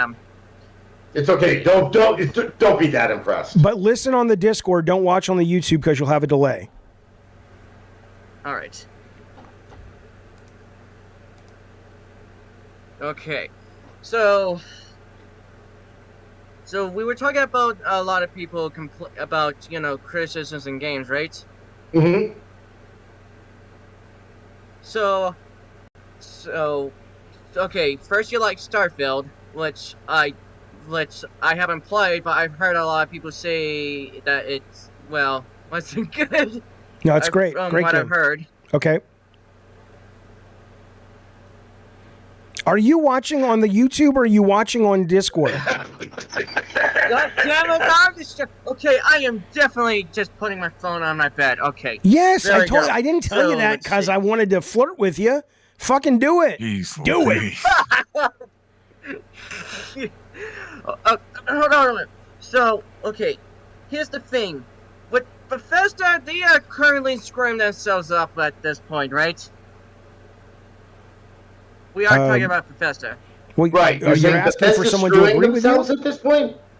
I don't think Bethesda's screwing themselves at this point. They were ate up by Microsoft for a healthy sum of money. So it's really Microsoft. I know people. No, I don't think they're hurting themselves at all.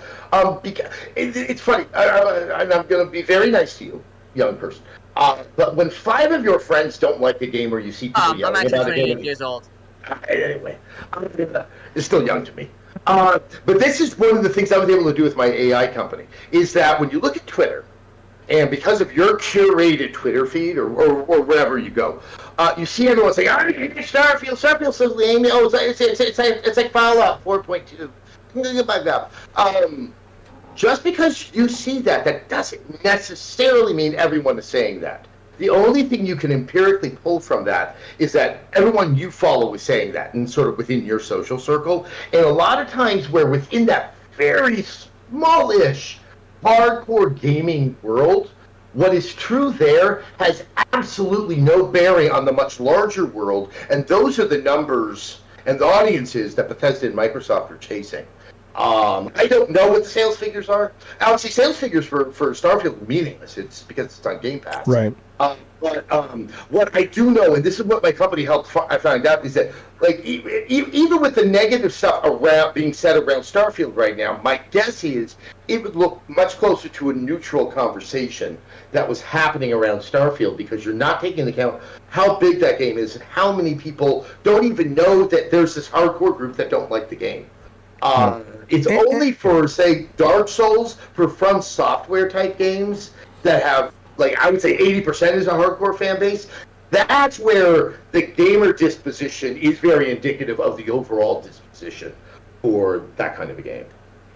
And if I could add real quick to the Psycho, you don't have to love Starfield. You don't even have to like it. You can think it's a bad game, but... I haven't actually played it yet. No, I know, but I'm just saying that... I still have an Xbox Series X right now. I gotcha. I'm just saying that anybody who looks at that game, and you could hate it as a game experience, but doesn't also throw it props and appreciation for its ambition and a lot of things that it's trying and its writing... In no you're world just is it being a bad dick. game. Yeah, no. It's a game you may not like, But That's it's right. very hard to say that game is inherently bad. Yep. That's nonsense. All right. Thank you, buddy, for the call. I appreciate it. Hold on, wait, I'm not done. Well, I don't So, care. I'm done. I'm bored. Say something good.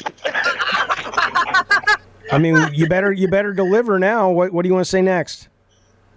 Okay, first of all, with Starfield, there's apparently some wokeness, but here's the thing: a lot of people like that I watch like You don't just say that as if it's like A thing. What is woke about the game? He hasn't even played it. Sorry. Okay, it's just that.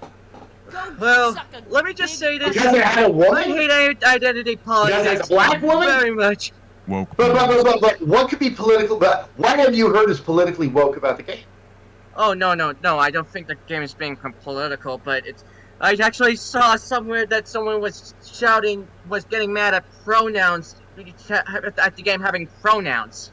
Okay. And how are the pronouns woke? Well, I don't think it should be woke, but a lot of people seem to. Okay, let's see. Come on, baby, hang in there. You're crashing and burning like Maverick. Yeah. But Maverick. No,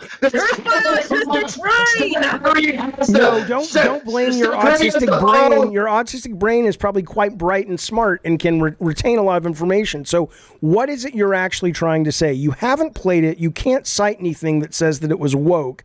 So what is it that you're really, get down to the core? What is the aspect of it you're really trying to communicate? Because you're not giving examples because you hadn't played it. Well, I heard a lot of people say that might have been over ambitious at the point, because we saw during what was it during the Xbox live event that they showed that how ambitious it was? Like there were a lot of planets that you can. There are a lot of planets. Yeah, there are a lot of planets in the game. Yeah, that's a overwhelming amount. That's bigger than Fallout 4 at this point, or any other game. The only thing I can think of coming close to it is Elite Dangerous, which is basically an accurate depiction of our galaxy, with so many galaxies that it would take you years to actually visit all of them unless you're speed running it. I don't know what this dude's trying to say. Elite Dangerous, I always think that's a sniper game. And then I remember no, that's a Psycho. Listen, Psycho. I'm Psycho. I'm gonna game you can either be a transport guy or you can be a space fighter, and that's pretty cool. Psycho. It's a really Psycho. big game. Like I'm gonna mute him. Listen to me, Psycho. You're still on the line, but I want you to understand something real quick. I gotta let you go, but I do want you to say, please, don't get in the habit of blaming or apologizing for your autistic brain. That's not cool. Absolutely. The world needs more people who are different and think different, and I'm glad you're part of our community, but you're fucking boring the shit out of me, so I'll see you later, buddy. Bye. All right, we're going to bring in Drunkardi. Drunkardi, it is Jaffe. What's going on, man? You're with Sessler in the biblical way. Unmute yourself. Unmute yourself, man. Why did we decide that in the biblical way means humping? Because that's what I did with the Bible when I was a kid. I guess it's like there isn't as much as people think there is in the Bible. There is. Yeah, I've never read it. More than the Christian right would lead you. That's anyway, true. Go on. Drunkardi, what's up? You want to talk to Adam? Drunkardi. I guess not. All right, let's bring in. I think this might be Ravnos. I don't know. Rav, who is this? We just brought you in. Guys, are you there? Ravnos. Yeah. What's up? Oh, Hey, not much. Okay, well, hi. You want to talk to Sessler? Yeah. you're right with Jaffe and Sessler. Hello. On. Rolled up really quick. Hey guys. No, it ain't the. You know you're calling into a live show. Yeah, and and for something, as soon as Discord went live, my YouTube app opened. It was weird. Yeah. So I was hearing like that last guy. Sorry. Hey, No, go. Adam, why am I blocked on Twitter? I never. No, probably because I don't like you, or I made a mistake. You made a mistake, obviously, because I think I might have defended you, and then all of a sudden. Oh yeah, I mean no, that's happened. When like this goes back to what I was talking about earlier about like the Kotaku writer who the Kotaku writer who thought by reaching out into my mentions on Twitter while I'm getting besieged, like I'm gonna somehow notice these things. When things are happening that fast and I'm doing some blocks, yeah, mistakes are made. All right, Starfield. I don't want to convince anybody not to like it because only assholes do that. I played 200 plus hours, and unfortunately, it all started to fall apart. And it's not even the bugs, which I had a ton of. Wait. The story has so many plot holes. You played 200 hours and then 200 hours. fall apart? That's what I'm thinking. Yeah. What's Were the you major trapped in a plot hole? gulag, or did you? I don't understand. Did you? Well, I don't want to do spoilers, but did you do the Ryujin quest line? Yeah. Can you explain how they didn't know who was the one that was doing the thing when the only way she could have done what she's being accused of doing? Yeah, I didn't bother myself with that because I was enjoying myself. Yeah, So see, it's the suspension of disbelief. You can't fly it. I mean, it's just to me, suspension of disbelief is that humanity's out in space and warp space. Look, okay, wait a minute. There may have been some plot holes in one or two of the side missions, but that's enough to make you. I mean, in Indiana Jones didn't even have to go after the art; nothing would have changed. Did you see the Jordan Peele movie Nope? I did. Nope.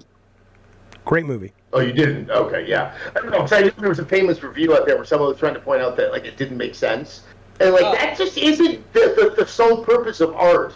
Is to sew all of those things together. And so I always find those to be such fascinating ways for someone to kind of just dismiss an entire work.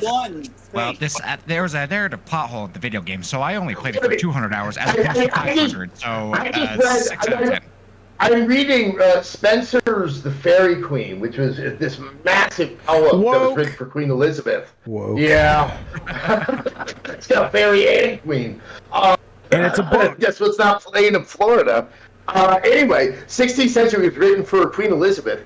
And, man, I mean, it's like, if you care about, like, everything having, like, world building and shit like that, like this would never even have a moment. Because it's like, it doesn't make any sense. Men are just putting women on the backs of horses and riding off, and then strange emotions come manifested as monsters, and they stick them in the belly with their swords. That's cool. What about the dialogue tree where all of the answers that you choose result in the exact same thing? No, I'm going to cut you off. How about this? How about the fact that you didn't like it? And who gives a shit? You're not gonna pitch me on not liking it. I mean, because here's the thing. I think Smash Brothers is the single most overrated game in the. Oh, actually, no. Screw Smash Brothers.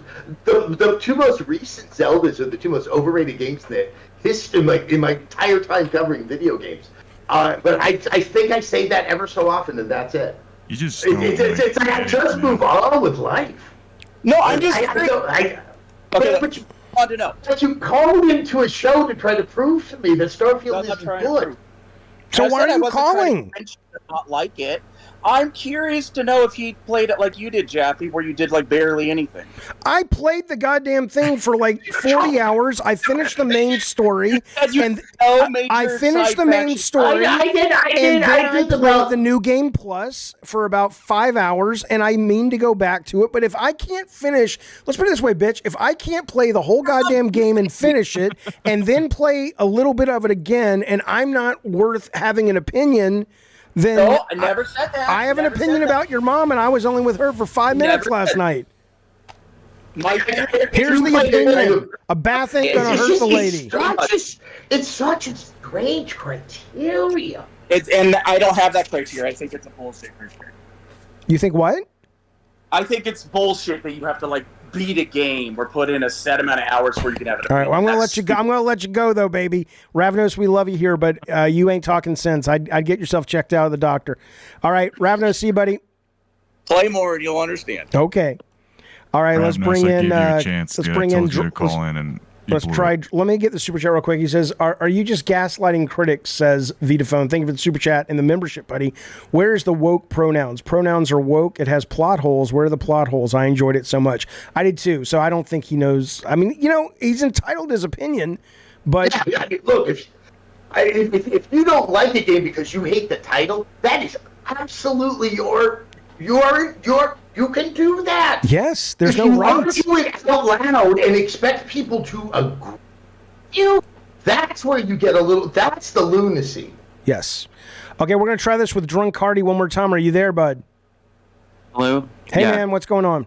Hey. Don't buy a headset from Wish. Hi, Adam. I just wanted to really thank you for all of your career. Thanks, man. After school was like my PBS. I just had a quick question for you, because I wonder if after all this time has passed, you'd have a different answer. I think that Manhunt by Rockstar is like one of the best games ever made, and I watched the X-Play review and I was so confused. I think at the time you were kind of trying to do like a very noble thing, because we had like the Jack Thompson lawsuit on Fox News. And I feel like you really did rip that game to shreds at the time, but now, as a grown-up, I can understand why you said that. I didn't review that one. I played it around the same time, and I wasn't as enamored of it as I know a lot of other people were. I'm about to go replay a ton of Rockstar games right now. I'm replaying RDR2, and I love that game so much. I actually think there's a way to read RDR2 where it's a statement about game design itself, like a crazy person at the helm who just has to believe that they're doing the right thing. But yeah, think about it for a second, Jaffe. It starts to make sense. It sounds right to me. Anyway, Manhunt is something I would love to see if they would do like a remaster of, so it's a little more playable in its current times. I think there's one where my personal take, I am not talking about the X-Play review, because I did not actually play it all the way to the end and then slap a score on it. I voiced that. That it was an era where, because it was so dark, it was doing certain things, people thought it would be uncool to question it. And I think all things should be questioned, and I think I did probably take a little more of a contrarian attitude at the time, almost with the intent of try harder to say salient things about the game than just it's doing one of the most adult things we've seen games do up until this point, and that's an essential step for the maturation of the medium. That in and of itself isn't necessarily a good thing. It's a fine thing for voting. Just vote for the guy who's better than the other guy. It's not a good thing for art. All right, there you go. Thanks. Well said. Thanks, man. Good to talk to you. Thank you. All right. Bye-bye. Bye-bye, bud. All right, that's an interesting question, because that's one of the few games I actually do have second thoughts about. I've never played it. I need to play it. But maybe I'll wait for the remaster. It's got Brian Cox. That's another thing that's worth.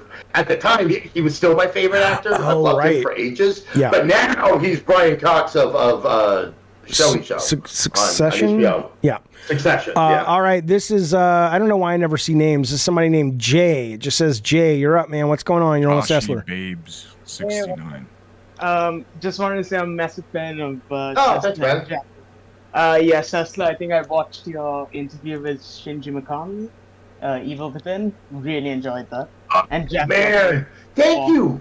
I was actually paid by Bethesda to do that, and I still love doing it. Really? It's yeah. I played. I think Evil Within is one of the most misunderstood games out there, and it's only. I would say go back and play it again if you've already played Alan Wake 2. It's the only game in existence that's like Alan Wake 2 in this very meta. It's not as overt with the meta, but I think it's like looking at a psychopath as a creative person, because the game is going into the psychopath's mind and inhabiting that, and I think it becomes very interesting comments on art and game creation and things like that.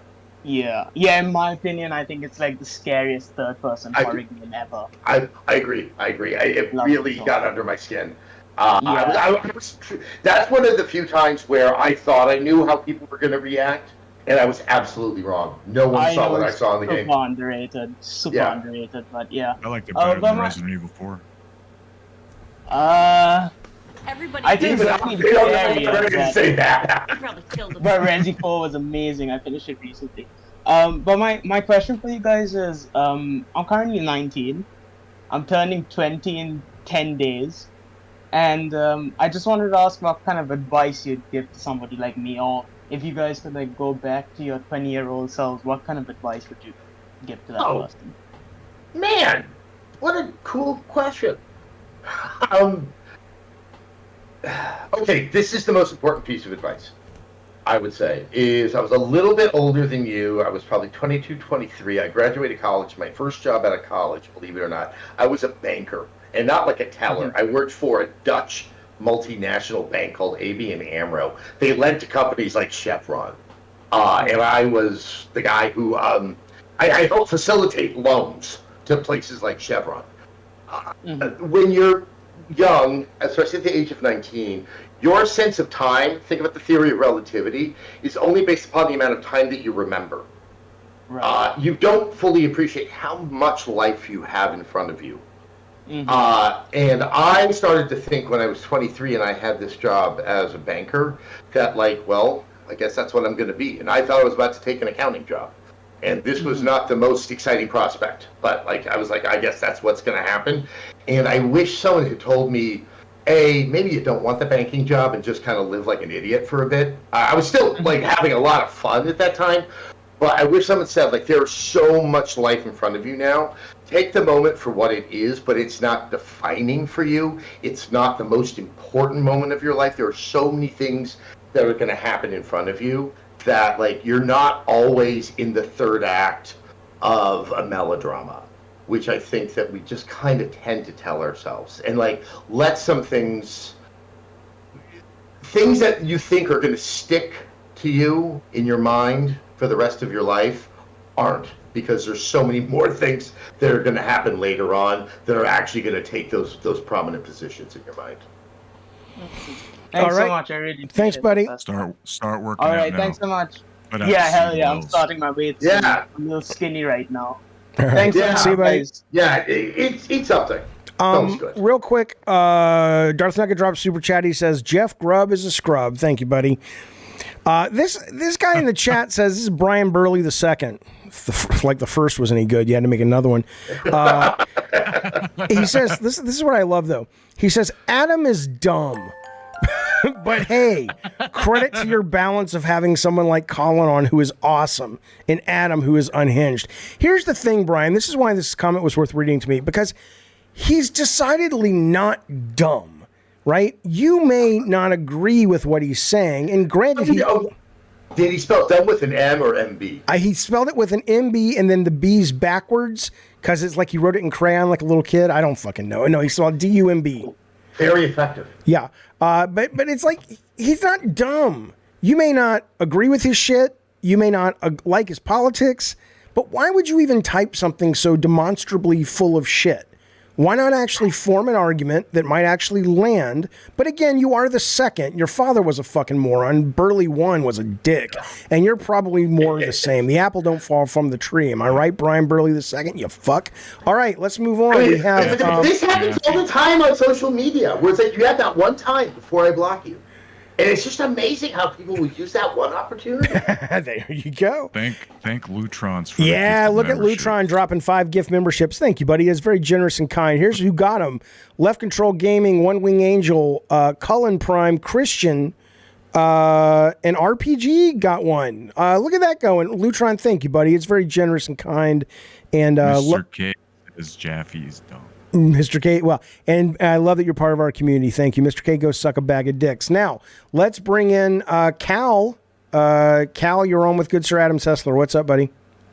You're muted, though. That's my fault. Go.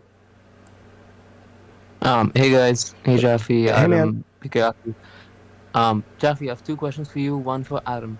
Adam, when can you get a new mic Because it sounds like you're still stuck in the 50s or 60s with that grainy ass audio. Okay, one moment. I doubt I'm gonna get a good If this was in the 50s, you would be going, "Holy shit! Is that Elon Musk?"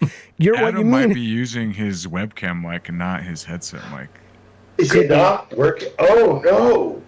Oh, you didn't tell me. I just assumed it was a shitty mic, and you spent all your money on booze. I don't fucking know. I just don't care. I don't do enough of these that I care. You should. People have been telling me you should start a podcast. I'm sure you've thought about it, but I guess you don't want to. No, man, I'm not gonna do a podcast. I'm just saying that's what they told me. I don't fucking know. Listen to this real quick. Here's breaking news from Ravnos.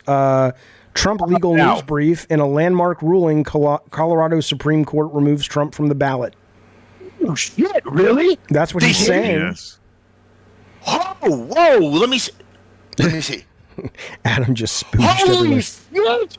Oh, whoa! This is exciting. I might actually put on the cable news after this. Yeah, these are like the few times I put it on. I mean, if he's removed from the ballot, I get it. And the law is the law. I hate it because he, Oh, this has nothing to do about the legitimacy, but this just changes everything. Oh, I know. I fucking hate the guy. Yeah. I fucking hate the guy. Okay, let's bring in. Cal, you're already here. What's up, Cal? More questions. Sorry, Cal, buddy. I Jaffe, got busy with Trump derangement syndrome or whatever they say I have. I can't stand the guy. All right, go. First one, why are you unable to keep a consistent schedule with going live, doing uploads and stuff like that? I've been paying you, so as a member, I'm wondering, because I do enjoy your stuff, but it's very infrequent, or you'll say something like, I'm going to stream tomorrow, and it never happens. Why is that? Okay, first, I need help. What is the schedule? Schedule. Oh, what? It's within, audio it's within the English pronunciation. Oh, Schedule. it's highfalutin. Yeah. It's highfalutin. Yeah. Very insensitive. Okay, not very woke of you. Well, here's what I'll tell you. I think I upload a great deal of content and do a lot of streams, but you are absolutely 100% correct. My consistency is shit. And all I can tell you is I'm trying to get better.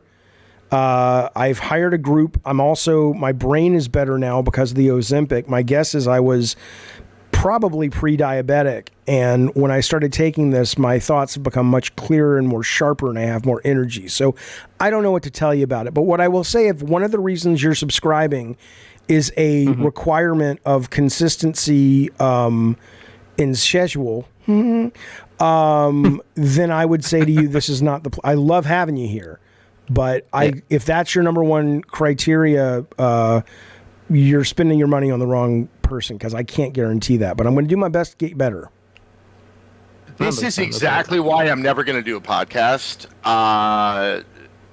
or at least never ask people to give money. Is like these are exactly sort of the chains that I would want to free myself from.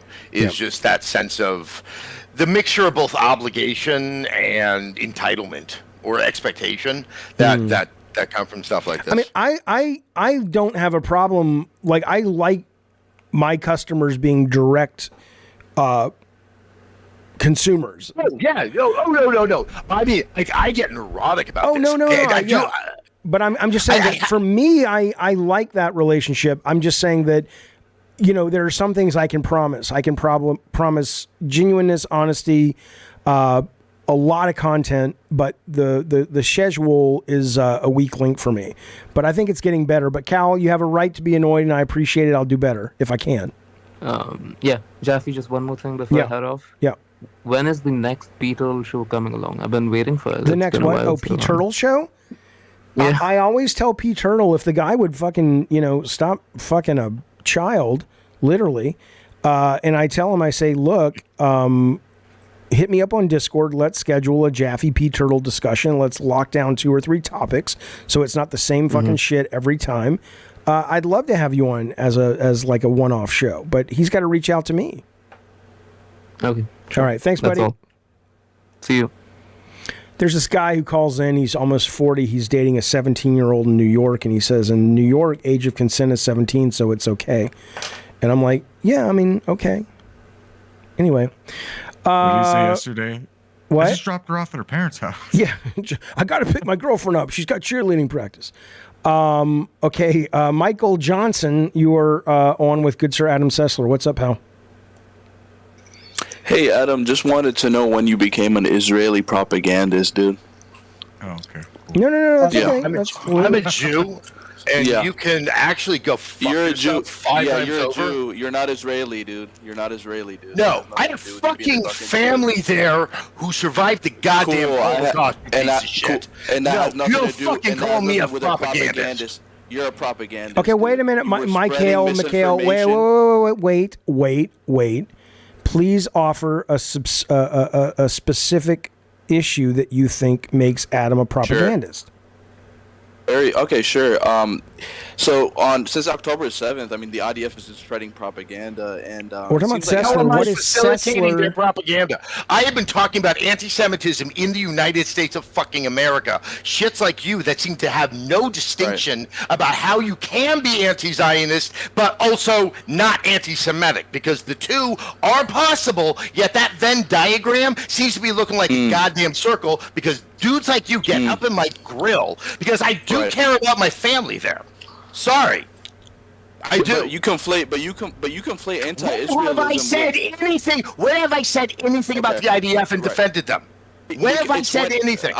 Okay, you're gonna let me talk. Okay, it's when you used to retweet protests, and then you call that anti-Semitism when people are protesting the IDF. No, it was the nature. No, it's not the content of the protest. Oh, dude. God, the way you fucking think drives me fucking mad, dude. It's not the content of the protest, it's the manner. It's what's being said. Okay, those are two different things. Like, I don't know where you learned your shit, dude, but I can have two thoughts in my head. I hate Netanyahu. I think the IDF is doing despicable shit right now, but I do think saying from the river to the sea is exterminationist and anti-Semitic. All right? Okay, so it's not extermination or anti-Semitic. So wait a minute. That's not true, though, Adam. Guess what? I get to decide what is. Okay, so Johnson, But you don't get to decide that. Dude, I gotta mute you for a second because I My bad. gotta keep things rolling. Dude, you get to say what's racist to black people? But what Adam just said sounds pretty fucking logical to me. What is it that you disagree with about the specifics of what he just said? Okay, so like when IDF would post stuff, and wait, let me finish. When IDF would post stuff like, oh yeah, 40 beheaded babies and mass rapes, and then Adam would be like, hey, oh my God, they beheaded 40 babies. I didn't say that. Go find the tweet. Go find the tweet where I said that. Oh my no, God. I know exactly what I did, dude. I was making comments. Look, obviously, I didn't know if there were 40 or not, but there were rapes. There were horrible things. There were babies killed. And I was saying the fact that, shut the fuck up, motherfucker. All right? You are insane. Okay, go ahead, bro. No, you really have tread upon the one raw nerve I have. And you laugh? Okay? Brother, because you understand I'm on the other side, so like I'm not just talking about I got some dead family, motherfucker, so I'm really sensitive about this. I know that. But all I'm saying is I have kept my mouth quiet. I have been saying that the way people are protesting here, in light of the horrible things that happened to the Israelis, and this was right at the beginning of the bombing. We are not like the lack of consideration that there were horrible things that were happening on both sides of this equation, and you are saying that this is an act of liberation. That the rapes, the systematic rapes of people, was an act of justifiable liberation? No, that does not. Adam, do you understand that I've never? But do you understand that the notion that you think that me saying that? When the TSA has a rally, I don't know what you said. I don't know what you said, motherfucker. I'm talking about the DSA. I'm telling you right now, brother. Like you conflate people protesting the genocide with people defending mass rapes. Protesting in ways that support Hamas and justify Hamas's actions. Yes, if they are protesting on behalf of the Palestinians who deserve the dignity of representation as a state, those are two different things. Those are two different things. I am not talking to you anymore. All right, buddy. Cool. Thank you so much. Cool. Yeah, you got to just let me know, Adam, when you want to cut. Yeah, sorry. That no, one just gets under my look, skin. I'm, you know, I'm. No, I have, it's like just. The like, thing, Like I said, there is people will make up their minds about you before they talk to you, no matter what you say. But there is, you know. But it's also, it's like, do you not understand when you? I don't care what the violence is. When you justify that violence, like you just lose all moral stance. Especially, and when it comes from the American progressive left, when you suddenly see how morally bankrupt that movement has been for the past 8 years, for the past 9 years, from Me Too, under Trump, BLM, all of that, and these are all through that intersectionality. But when it comes to the Jews, because it's a complex idea, because there are American Jews that do have like feelings towards Israel. As my shrink said, it's a psychic safe space. You know, when people have been hounded for 1,500 years, when there was the Holocaust, like I wish the Jews weren't in Israel. I wish they were in Oregon. But that's just where they ended up doing a lot of geopolitics at the time. But to think that they somehow merited what happened on October 7th, no, and that was the tenor and the nature of so many of those protests, and the ones that I was reacting to in the tweets that he is talking about. There. I don't even understand why. I mean, what you're saying. Like, yes, there were some.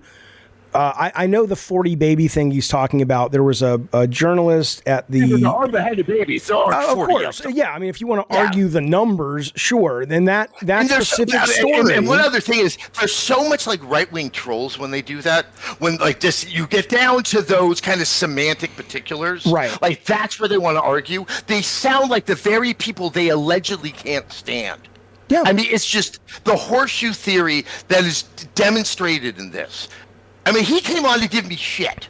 He did. And it's like, so fuck him. No, I know. And that's that's the one place I think you and I differ, is that I find it annoying, but I also have compassion for the guy because look, I don't know what his background well, is. no, not that, because I'm like the inability to process media, because I get it. It's hard to know who to believe. It's hard to have the time when you're trying to pay the bills to fact check. The humility to not then be strident in your thinking. I understand. That's the thing. I have zero. I mean, and granted, like to be honest, Jaffe, I mean, you got a lot of shit when you were making games. You get a lot of shit now, but you didn't. As your job, you didn't necessarily have to go do that interaction with the audience. I think that's where my patience has worn out. I think when I see the same attitude and thinking when it applied to Starfield, and they're having it apply to things that involve my family and their safety. Yeah, I get. Like that's where my brain absolutely forget the sympathy with these types of people, whether it's Starfield or Israel or whatever. What is the problem with these kinds of people? Do you think it's just, hey, we got to evolve out of them? Do you think it's lack of education? Do you think, I mean, because you're right about the gamer, there's a very definitive mindset of like, no one really seems to be, or a lot of these people don't seem to be wired to just listen and then comment and say, interesting, I don't agree with that, but it's like they just seem obsessed with being. And it calls me an Israeli propagandist. So yeah, it's because I think it's a lot of people that feel like very disempowered. Yeah. I don't know why the internet did not function as the democratizing creation that it was supposed to be, that it gives everyone a voice, because I guess in reality some voices are favored over others. Yeah. I got to be on TV. It was a favored voice. Yeah. And that people just resented that I got to have the favored voice over something that they felt that their thoughts were legitimate in. Gotcha. It's in that people don't feel like they're being heard. You know, one of the biggest like memes you can say like on social media and stuff is "I feel seen." And I think that's actually pretty telling about how little this yearning that people have Yeah. But the thing is, if that's how you want to go about being seen, I'll give you the site that you're going to get to deserve. You come at me calling me Israeli propagandist. I mean, if you knew the shit I talked about Israel before 10/7 to my father and stuff like that, I mean, that's the thing. It's a great point. Like I said, you know, I didn't even. I'm so used to the antagonizing that just washed over me. But you're right. The first thing he said to you was he was coming at you. So go fuck him. Yeah, that's fuck fair. him. He just wants to just get his licks in. He's probably high-fiving with his little buddies back at college or some little shit like that. And you know, at the end of the day, it's a sad, shitty little life he has. Yeah. People protest because they don't feel that they mount to much as an individual. So you have to get together with a group saying the same thing so you can feel like a whole And I don't think you're opposed. I think if someone said, you know, if the protest This was is someone handled who grew up in respectfully, Berkeley. you're not opposed to protesting. You probably are a big fan of it. But when you're calling for the elimination of Right. Israel, That's not a protest. then I That's have a like, goddamn problem. And if they even try to argue that stupid way that you can read from the river to the sea, like I'm a cultural studies major. Yeah, you like can I read understand it any way you It's want, like- but you know it's what so it means. disingenuous, and that's when they act like a Trumper, and that's when I hit the point where I'm like, that's why I start swearing at people, because he's not here to have a genuine conversation. No, that's fair. That's a good read, and I you didn't pick engage up on him that. like he has, anyway. Okay, now Sorry. listen, this is even more inflammatory. Hollow drops a super chat, says, Adam, can you speak on how games coverage has changed from your time on X-Play to today, and if there were comparable leaks to this back then and how the industry covered them? Dude, that's out of left. That is not okay to ask. Let's move on to the next call. All right, Hollow, let's give that to Adam. No, I mean, that's a good question. There were leaks. But at the same time, things weren't held as secretly. I'm thinking back to a time when I used to be able to call. I remember this.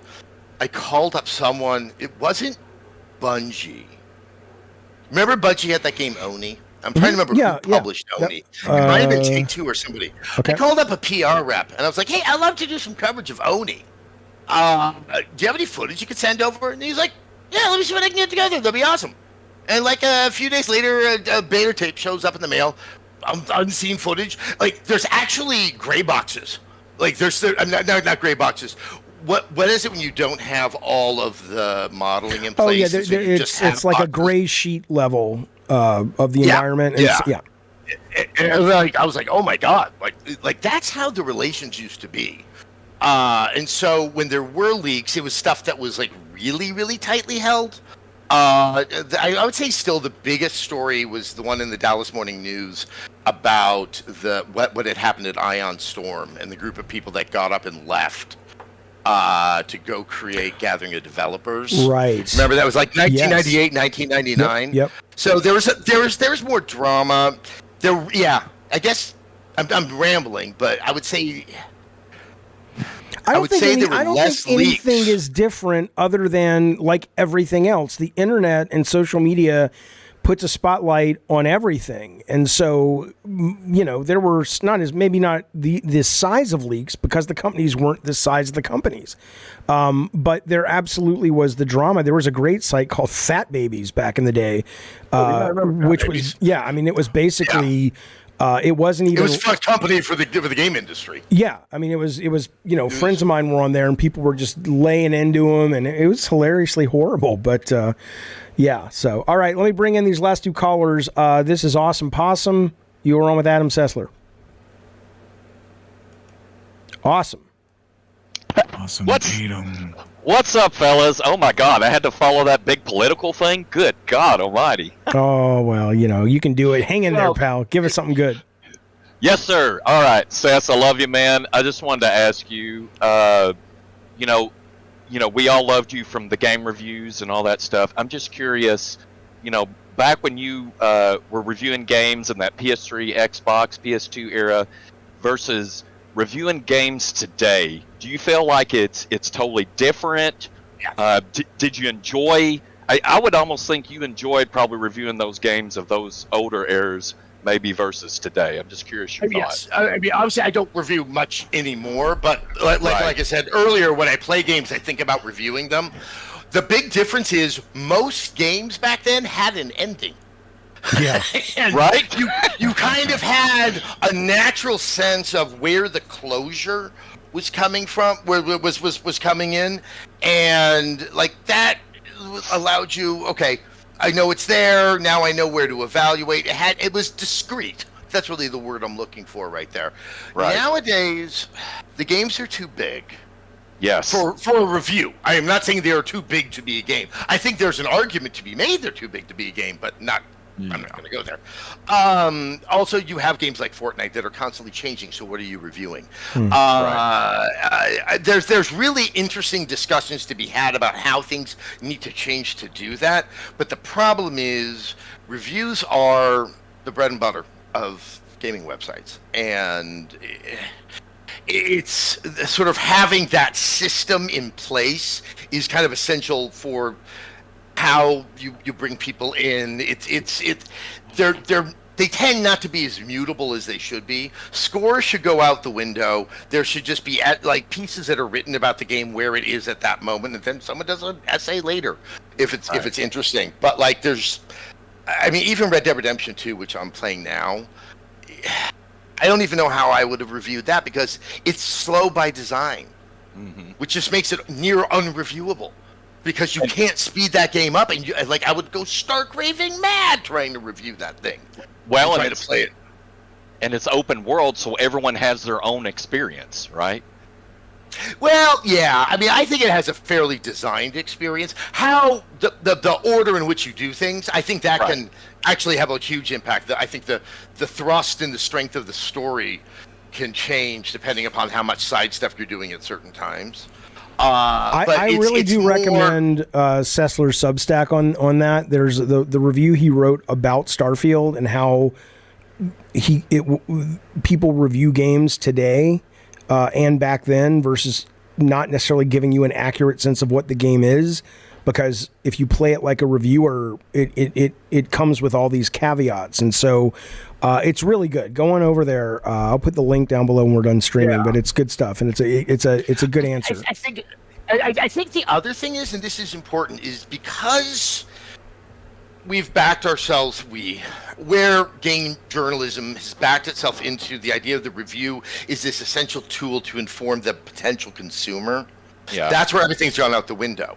Because there's just no way to do that anymore, and it no longer can serve that purpose. Go on. Oh, I'm sorry, I didn't mean to interrupt you, but I was just saying it used to be an introduction to a game, right? You saw the review score, that you as a consumer, okay, that was my introduction to the game. Now I think that's changed a little. Yeah.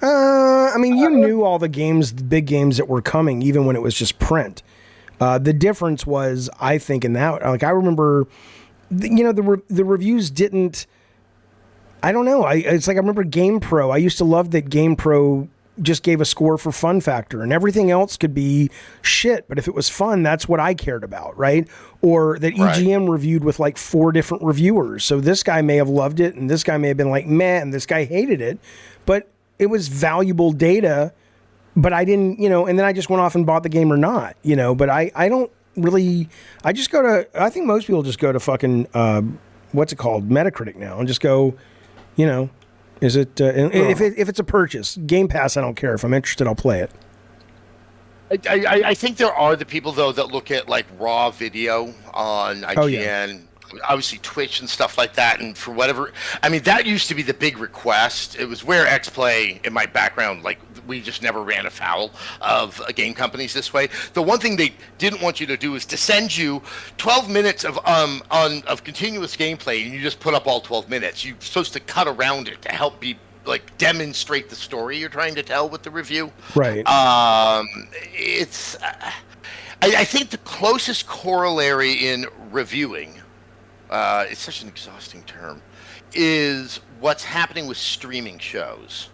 Where what tends to happen is that people are given 3 episodes in advance, and so they kind of say this looks like it has potential as a show.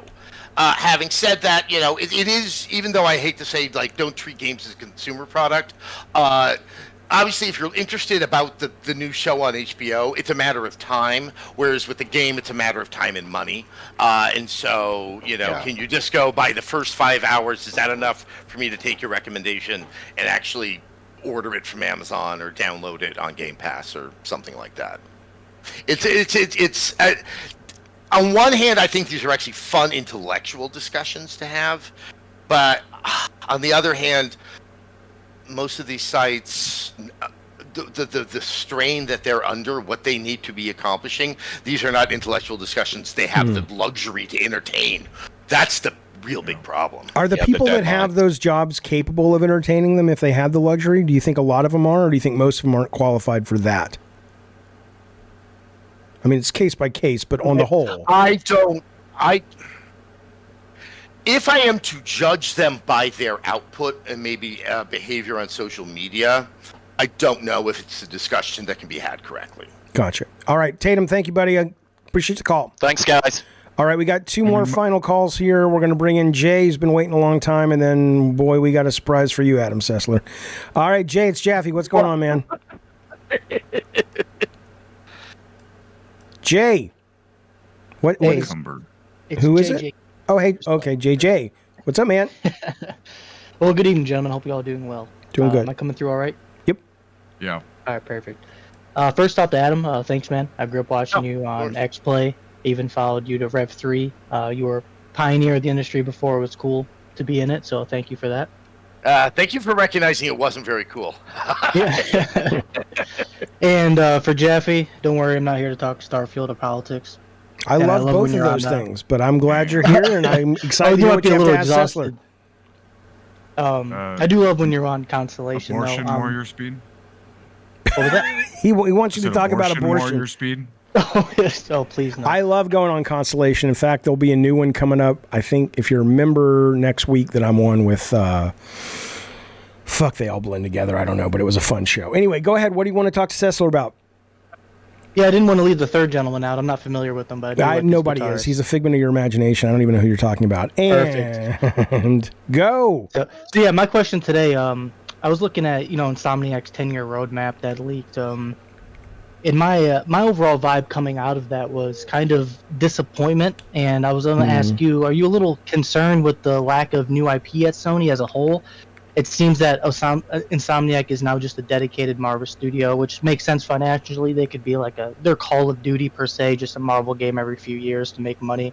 Guerrilla's over there. I think they're going to make 17 Horizon games coming up. And I'm just wondering, where are the new stuff? What's the new stuff? I wonder what your take on that is. Well, before I answer that, there's one thing I meant to ask you about this, David, earlier. Those roadmaps, my tendency... When I know they exist. Yeah. I've used them in a company I was part of. That's right. How much are you looking at as a snapshot in time of what one hopes to see happen in 10 years versus something that is close to being set in stone as a reality? It's closer to the set in stone because especially with that kind of presentation, that was a presentation, it looked like, to people who got the presentation after budgets had been decided, and so they're like, okay, sometimes you will put something on, like, I know Sony for the longest time had Bartlett Jones Project Number 2, right? We didn't know what it was, but they had put some money aside. It was understood that that's where it was going, and we ended up doing some stuff for it, but sometimes it won't come to fruition. So it depends, so don't be surprised if something's canceled. But I think if you're going to have a big meeting and put those slides out to the world, not the world, but to the company at large or whoever got to see them, chances are they've set aside budgets. Even though they don't have the money yet, they've said, okay, we're going to, when we get the budget for next year, part of this is now going to go to the X-Men game. And we're going to start staffing up for that. So I would say it's closer to set in stone than not, but it doesn't mean it's a guarantee. Cool. It's so funny because I think of those type of press, like the way they look. You're right; they look like a certain way. I can't tell you how many of those I put together to put in front of VCs, and a lot of it's hopes, dreams, and prayers, not reality. So that's what it was good for me to check. So in terms of the concern about the lack of new IP, no, I'm actually not that concerned. Part of it, I would say, is because Insomniac is such a legacy studio. I mean, let's look at the other game that we've been talking about. today. Starfield, that was a new IP from Bethesda, and it's like they can't get out from under the shadow of the other franchises that they created. Like it's almost like they just can't seem to win. Like they brought out a new IP that I think is arguably very distinct from their other IPs, and like people just refuse to want to see that. So I think at the very least, Insomniac being a Marvel studio at least has some diversity. But you know, they're what makes Insomniac so good are those controls, and I think as of late, integrating those controls very cleverly with narrative. I think they're doing a better job about organic storytelling. I would say that the fight in Spider-Man 2 that involves a bell. So I'm not really spoiling anything, kiddos. Anyway, the one that like is trying to remove the suit from him. I love the storytelling that happened in that boss battle. It's really, really, really clever. And I think another analogy I'll use is something I got to know Tom Savini quite a bit when I was working on the Friday the 13th game. He's the great makeup artist for Dawn of the Dead, Day of the Dead, Friday the 13th 4, Friday the 13th 1. Is that he felt that George Romero worked best with the least amount of money. And I would say if you look at Land of the Dead versus Dawn of the Dead, I think you can see the argument right there. And that Insomniac, I think, also sometimes excels at having to work within certain confines, like the lore, the way that the character has to move. Like they seem to flourish really well in that. And where they have broken out and tried to do new IP, which can be good, I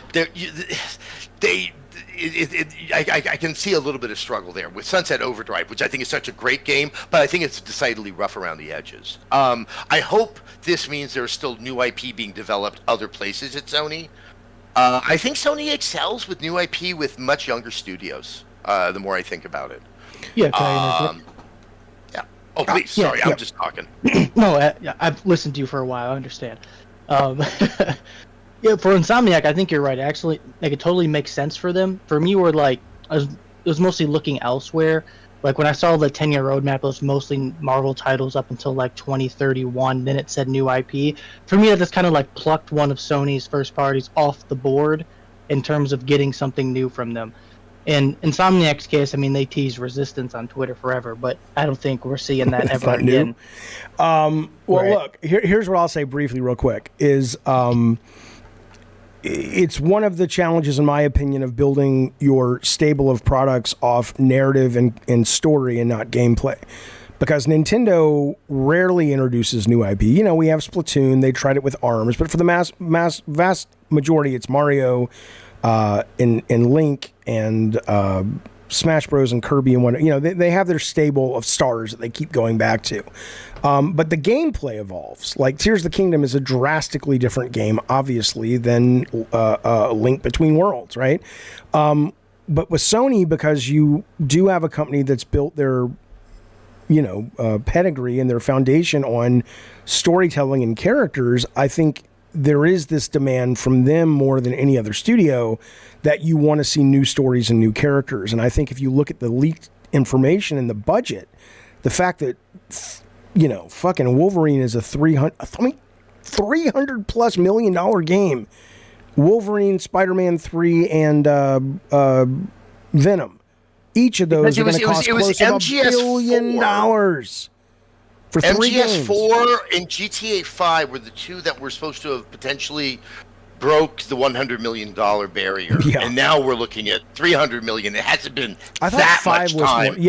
It's insane. Right, it was 5. I think you're right. I knew there was something wrong. I think it was MGS4 that may have broken. 5 was $500 million. Yeah, but right. I think what they're doing makes sense. But I have been saying forever, and I don't know, doesn't mean it's going to get done. But I was very happy to see Valhalla come out the way it did. I don't know how much it cost. Couldn't have been that much. It's not very long, and it reuses assets all over the place. But to make new IP in more of a farm league way for PS Plus or for $10, hey, here, for example, here's an Uncharted game that'll take 4 hours and it's with Cassie, the daughter of Nathan Drake, And we'll see if she works. Is she an Atreus that nobody wants to spend time with, or is she the next great action hero? And it didn't cost you that much, and you're floating it out there, and PS Plus subscribers are getting something. And if it turns out they found the next great AAA IP for Sony, that's a bonus. I think that's good for everybody in the pecking order. But I also think it's a great way to, not have to roll $300 million dice every time. So, yeah, Jaffe, I think you. I'm sorry, you can keep going. No. I was going to thank you for calling. So you have the last word. What's up? Yeah, I think you hit the nail on the head when it comes in terms of gameplay. For me, it's just like these Sony third-person action-adventure games just starting to feel the same. That's why I was gutted when Factions was canceled, because I think that was like Sony's first attempt to go into the multiplayer space in forever. I was super excited about it. What do you think of Jin Saki? Never mind. All right, thank you for calling. Factions is the Last of Us multiplayer. Is that correct? Yes, it was. Yes. See, here's the thing, just to sort of say that, there's this presumption, and tell me if I'm wrong, David, that there's no way it could have been bad. Oh, it could have been bad. And I think it could have been bad. I don't think it was, but sure. Yeah, I just don't. It's kind of like the whole thing that happened with the Batgirl movie at Warner Brothers. Yep. I've heard it really did test very, very poorly. Right. And that testing can sometimes screw up, but you do it a number of there's actually more of a science to this than people realize. And so I look, I haven't kept my finger on the pulse of all this. Yeah. Sony doesn't have a great track record with multiplayer. Yes. I mean, and that I think people keep on asking Sony to take risks that are very, as we just learned, very expensive risks. And that while it's fair to be disappointed, I think sometimes nefarious intent isn't always the first thing that your brain should go to. Yeah, and I go one last point? And those that's the Sony is the worst of all the three console makers when it comes to risk, because again, they have built so much of their definition of who they are on things that cost a great deal of money. Whereas I think Xbox, and it doesn't mean Sony wouldn't or hasn't or can't put out a Pentiment, not that set the world on fire or anything, but both Nintendo and Xbox are much more capable in terms of whatever it is that's driving their financials to not have to spend so much money every goddamn time. But Sony's kind of backed itself into a corner. They can get out of it, but looking at that schedule, it doesn't look like they're trying to. All right, buddy. I have one more comment, Jaffe? Real quick. Yes, go. Yeah. So what Adam said, he doesn't it could have been bad Factions, and while I agree, any game could be bad. Sure. To me, I could just say personally, I'd rather play something new that might be a 7 out of 10 than another 9 out of 10 Spider-Man game. Just because it's new. Then you need to play more on. You need to play more on PC like I do, and play AA and play indie games, because as much as I think your sentiment is correct, you are not indicative of the vast majority of consumers for $60, $70 products. Absolutely. That would be if you're a publicly traded company and you engaged in that level of thinking, you deserve to be sued. I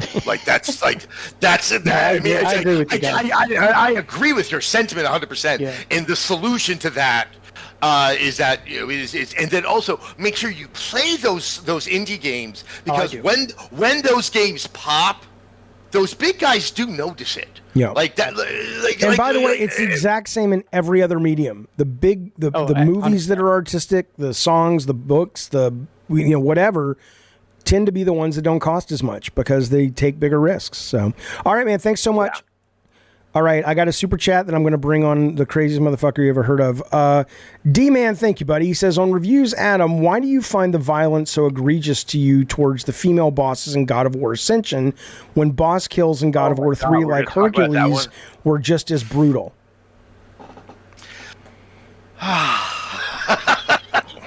Do you know the history of this one, Jaffe? Of course you do. Don't care. Yes, you do. Okay.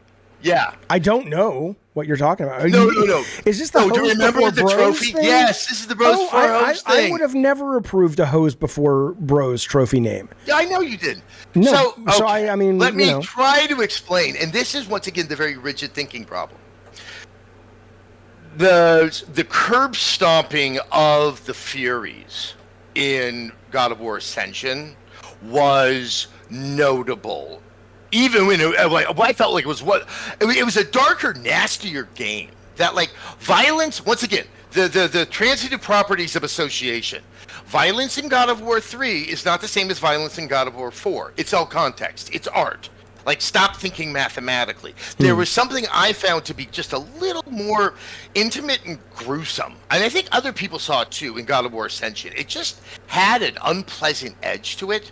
And curb stomping as an act of violence is different than even evisceration. There's just something, it has cultural history, which is unfortunately associated with neo-Nazis, not Nazis.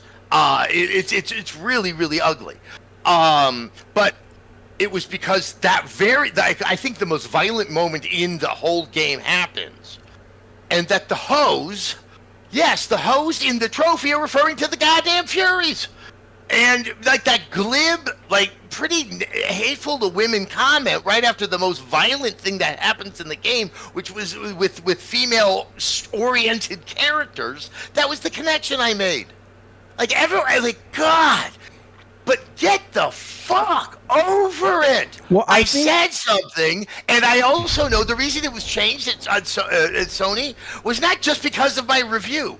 Some people also were not terribly happy about it before it was even given to the reviewers. End of story. I would only add, though, that what you said about don't think about this stuff mathematically, whether you're talking about the same review score or you're talking about, but it did it in this game. You know, look, I think that's really smart, and I think it's a good observation, and I don't know, maybe it's specific to gamers and not people who play films, because playing games, there is a mathematical sort of necessity, not being good at math, but in terms of like inventory and spatial awareness and things that you don't really bring into watching a movie. But I agree with you. I think that, you know, it's a damaging way of thinking about the medium that does no one any favors. It's not critical thinking. Right. Critical thinking is not mathematical thinking. Critical thinking is you have to contextualize. You have to consider history. It's this whole panoply of things that are going to play with it. It kind of goes back to what got me so fucking irate with our caller who wanted to call me a propagandist, is that he was trying to use mathematical logic for something that was not a mathematical problem. Yeah, and then for something obviously of that depth and gravity, but it's that kind of thinking. Like, this is what I look at in the audience that I helped cultivate. Well, I'm going to bring on your greatest creation, because he's been wanting to talk to you. Give me the sign, I'll cut him off. He's out of his goddamn mind. It is our very own P Turtle. Turtle, you're on. Let's go. You're on with Sessler. Oh, wait, was this the guy from last time? This is the guy who has a 17-year-old girlfriend that he thinks is legal, but he's actually going to hell. Yeah.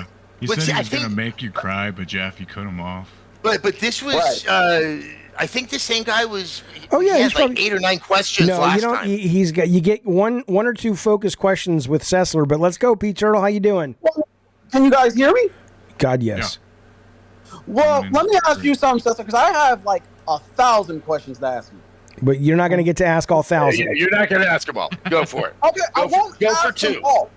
I can only ask your 2 best. Ask your 2 best. What the fuck? Yeah, I know. It's hard. It's tough when I'm making the rules. Okay, damn, because I had a rapid fire questions I wanted to do. Oh, just fucking ask your question. Nobody needs a goddamn preamble. I'm not arguing my master's thesis. Okay, I'm hanging out with Jaffe. Yeah, so let's go, Pete Turtle. What do you want to know?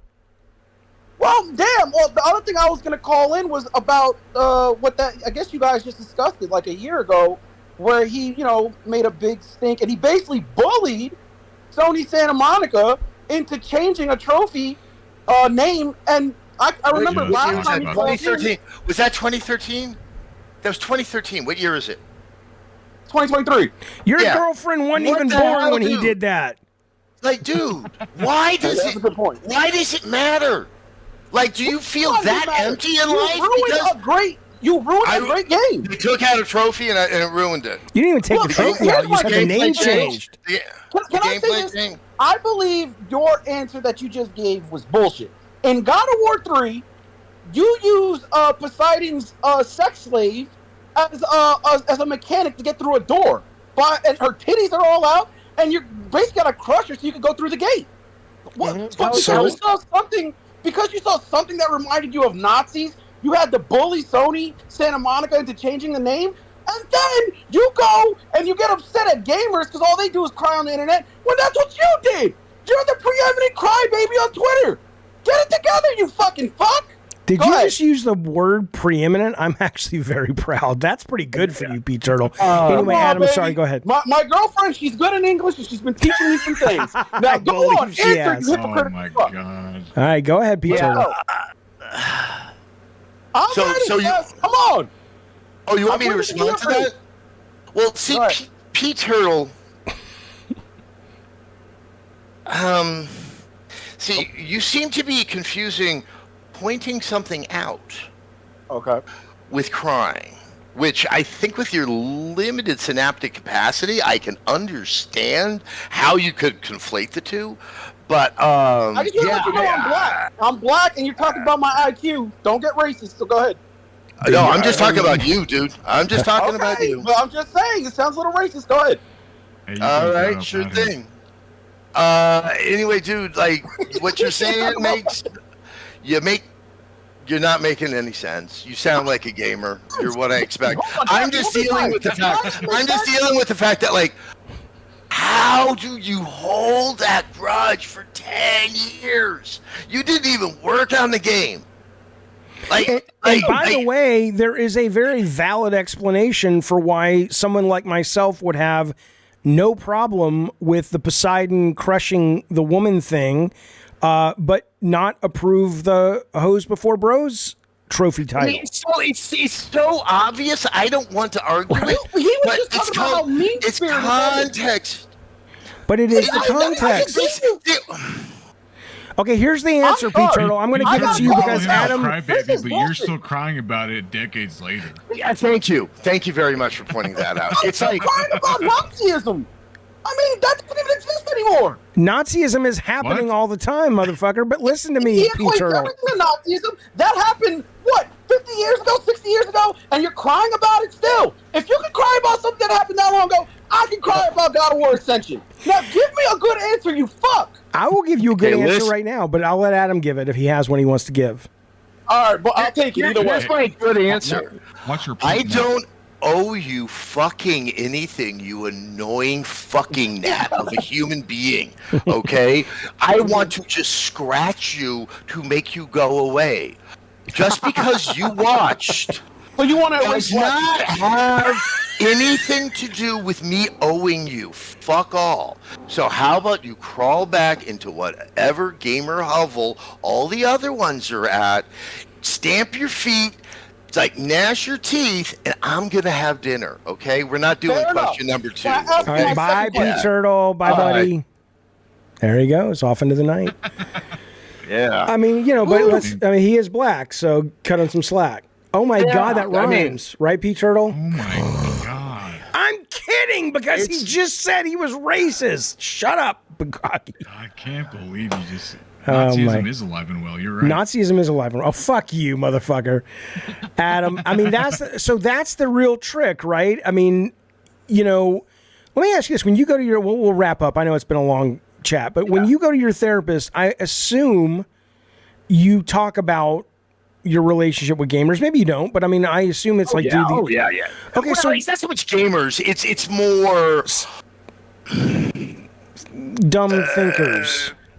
Well, things in my past that has made me have needs for approval, and they're resenting that approval. How about that? Yeah. Okay. I just wonder what do you feel mostly that you're good with it? Because I still struggle with it. It's not that I want. I'm not good with it. It's like it's why I blew up at the kid at the Israel propaganda guy. It's like who the fuck do you think you are to fucking talk to me that way? I am your better, motherfucker. I'm older. I actually had the goddamn career in front of the camera and broke my ass doing it. I like no one will fully understand what that took out of not me and a lot of other people. But just because there's an internet here and you can do this, you can get up in my face. I grew up in Richmond, California, so I get real feisty. Like I remember having a knife pulled on me because I scuffed someone's white British Knights. So it's like it's like, fuck, dude. Like, do not, like, that fucking level of presumptuous disrespect. And you think because you have the moral high ground that's how you fucking enter a conversation?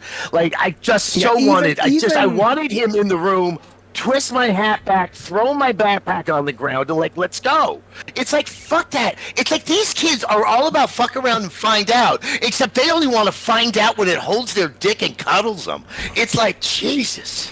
Well, listen, I agree. I mean, I think there was a guy yesterday, I think he was the editor of GameSpot, the goddamn editor of GameSpot, tweeted about... a piece of work, yeah. Yeah, go on. Tweeted about... you know, there was a site that wrote about my comments on God of War Ragnarok with the character, and then this guy tweets. He's not just some guy; he's the fucking editor of GameSpot. I didn't know that's who it was. I saw it last night, and I was like, "Oh, I can't wait to talk to Jaffe." And he's like, "Oh, this guy's going to be washed up," or "I hope I'm not this whatever when I'm washed up." And I'm like, you've done nothing. Shut the fuck up. B, if anybody has a right to have an opinion, although everybody has a right, I certainly fucking do. And C, what did you say? The videos are up. All I said was, I love 2018. I appreciated Ragnarok. Thought it was wonderfully produced, but I didn't like the character. I didn't like the pacing. I think it's gotten too mushy and feelingy, and it's kind of lost some of its edge and some of its energy. I thought the pacing definitely was not where it was in the first one. And then I said Valhalla, which is also what happens to every sequel I know of. Right. And I said Valhalla's great, and I talked about Spider-Man or Indiana Jones, Spider-Man, Wolverine. It's like you can have IP where there is a growth and a change to keep things interesting, but the essence of the IP doesn't go away. And in big commercial IP, but in regards to Kratos, they have been treating it not like a big commercial brand IP.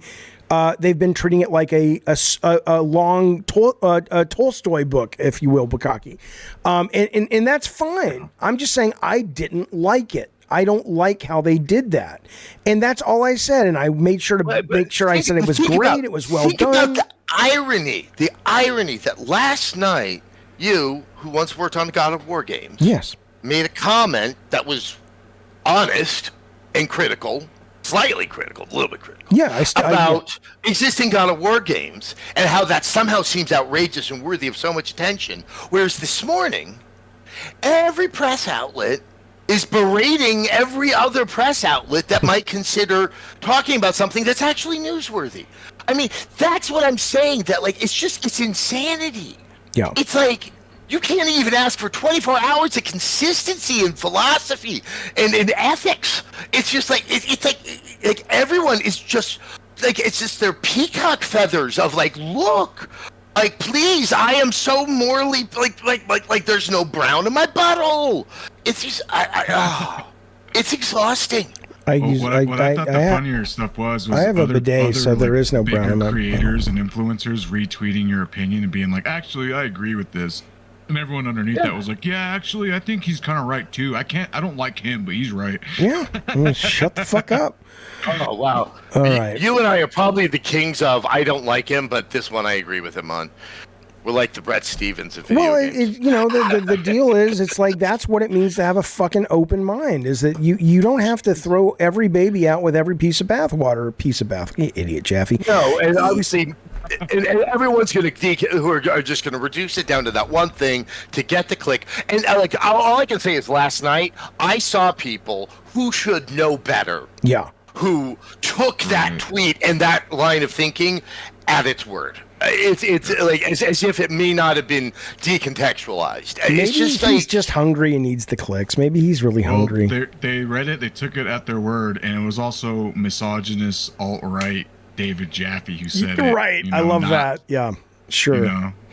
I mean, it's just you can't win. Termite. Like, no I know one it's can it's. win. I appreciate the super chat. I'll read it, but there's a great bit on Adam's Substack about the Game Awards and what he thinks. He's asking, what are your thoughts on the Game Awards 2023? I don't know if you want to get into it. Oh, I actually didn't watch 2023. I think the Game Awards, I don't understand why people think the Game Awards are that important. Yeah. Like, it's really that. Like, I know that they're like that future class. It sounds like the future class, which is like these young people, like finally understand that, like, it's like they might be kind of a prop. Yeah, I know. Did you see that today? They were thinking that it was, but then people were thinking that the Game Awards was an appropriate platform to litigate Gaza and to litigate all the layoffs in the industry And demand a ceasefire. It's insane. Were it's they like going to the way have Gonzo do it? The fucking. I mean, I Muppet don't that came out? understand. I mean, it's like, why have people accepted that the Game Awards is this thing of such value when I compared it to the famous French film, The Return of Martin Guerre, where a man returns to a town from I can't remember what war in France and claims he's someone that he clearly isn't, and everyone just accepts him as that person. Like, the Game Awards, by name alone, said, we are the most important Game Awards, and everyone just went, yeah, and just grabbed their ankles. Like, I still have no fucking clue why this happened. Well, because it's a genuinely good show as it relates to a place to go to see brand new trailers and get excited about new stuff. And on that, they've bolted the award and the. But the weirdest part is, I watched the trailers the next day. Oh, I know. I mean, that's you don't even trailers have these to watch days. the show. No, I mean that's it's like, anything. it's like that's You the were thing. doing it, Jaffe. What's that? I was Yeah. making latkes. So I only watched the show because you were doing a stream. Oh, I would've yeah. just caught the trailers. Yeah, the you next asked day. if I could make it, and I told you I'm making latkes. That's right. Because, That's right. Like, it's not All right, that we important that I'm going to stop making latkes. We got Gene Park talking about cucking dudes. So Oh yeah, that was good. Oh, you come on, man. Gene Park stories are worth the price of admission. Hollow says, "Who's more self-righteous, Adam Sessler or Greg Miller?" I can answer that one. Go. Thanks for the $10, bitch. I mean, yeah, I don't think Sessler's self-righteous. He's awake. In this world, being awake and aware and having an opinion comes across as self-righteous, but it's not. It's just, you're not used to seeing people that are engaged. I don't wake up. I don't wake up in the morning saying I want to be self-righteous. I just, like, when presented with a situation, I'm going to give you a more unvarnished take.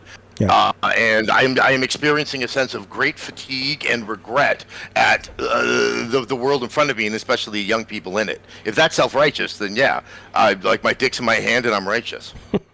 All right, this is the last. Alex S., you got to be fast, like one sentence. Sessler's gonna, kill me. Alex S., go. Last question, real quick. Yes, Jaffe, I want to ask Adam Sessler how to have a baby like his formula. Goodbye, you motherfucker. He was trying. He called in once and said, "I'm trying to have a baby with my wife," and I'm just like, "Fine, figure out when she's ovulating."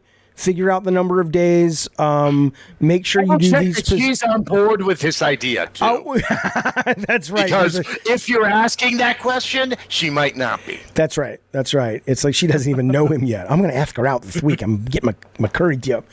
All right, Adam, man. Good God. That's a lot of time. I appreciate it, man. Thank you so fucking much. I don't get to do it much, and obviously I got some yayas out. So, I'm glad. I'm glad. Yeah. Bukaki, thank you for keeping things on track. And listen, I am going to put Adam's Substack. People are like, what's a Substack? It's basically like a blog newsletter thing. All the kids are doing them.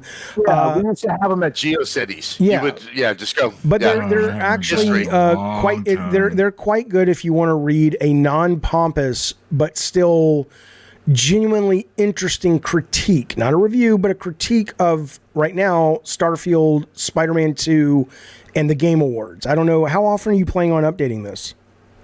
I'd like to do it weekly, just with the holidays and stuff like that. I realized to try to do that on top of that, it was getting a little bit. I don't want to write it if it stresses me out. That's right. stupid. So it's kind of yeah. Okay. Yeah, it's but I'm probably going to start writing not about games. I'm about to read a bunch of Stephen King novels. Oh. 'Cause I haven't done that since I was a kid. Yeah. So I thought I would kind of like see what that inspires me and memories of the 80s and 70s. Excellent. All right. Well, I'll put the link down below. I highly recommend it, fellas. And Adam, thank you. We'll let you go. Probably really like the child orgy and it. That's actually. I don't remember the child orgy in it. Was that in the movie? I didn't read the book though. I just saw the movie. That's still something I've been like, that's just a weird ass scene. Was it in the movie? No. Okay, that's what I'm saying. 'Cause I don't know what that would not have played in Peoria or maybe even at my house. So it's really weird. Excellent. I could have adapted it like they all maybe kissed her. You're getting Pete Turtle excited. Stop it. Stop it. Yeah, you know what? You're right. He's right. All right, fellas, I'm out. Chat, thank you. Super chats, thank you. Members, thank you. Adam, thank you so everyone. fucking much, Thank you, man. Jeff. We'll talk soon. Bye, everybody. Later. All right. Bye, everybody. Adam, I'll see you later, man. Bye. Later, man. All right, and there we go. I think we're still broadcasting now. Let me go to the master shot. Yeah, it's nothing there. Hang on, you old so-and-sos. I'll get to you. Where's my camera? Oh, my camera's apparently... Oh, I know what's going on. Hang on. My camera's deactivated. There we go, fellas. Camera's active now. That was fun. I like Jizzaloop says P Turtle won. What are you talking about? Look, P Turtle, as I've said many, many times, is an acquired taste. And I like talking to the guy. But I totally get why some people would say, are you out of your fucking mind? So the minute Sessler made it clear we're done with this guy, we were done. But Pete Turtle, if you're still watching, like I said, thank you, Bukaki. Like I said, if you ever want to reach me on Discord and you want to set up a Pete Turtle Jaffe show and we can agree on 3 topics, it's not going to be a regular fucking thing, but I'd like to do it from time to time so people know you're coming on. The people who like you get real excited. So hit me up on the Discord. In the meantime, fellas, I appreciate that, you guys. Thanks for hanging out with me and talking to good Sir Sessler, and I'll see you next time. Thank you, Jezebeli. Shit in a cup is an acquired taste. Doesn't make it good, says One Wing Angel. I never said it did. I just said that, people dig it. Jaffe, I've told you before, says Ravnos, if your videos have sensational or clickbait titles, people will judge on the video. Yes, I know. But I'm not willing to play their fucking game. If they're too stupid to do a little bit of reading or a little bit of watching or a little bit of research for context, then I don't want them as an audience because they're fucking morons. So, all right. Be well, you guys. See you soon.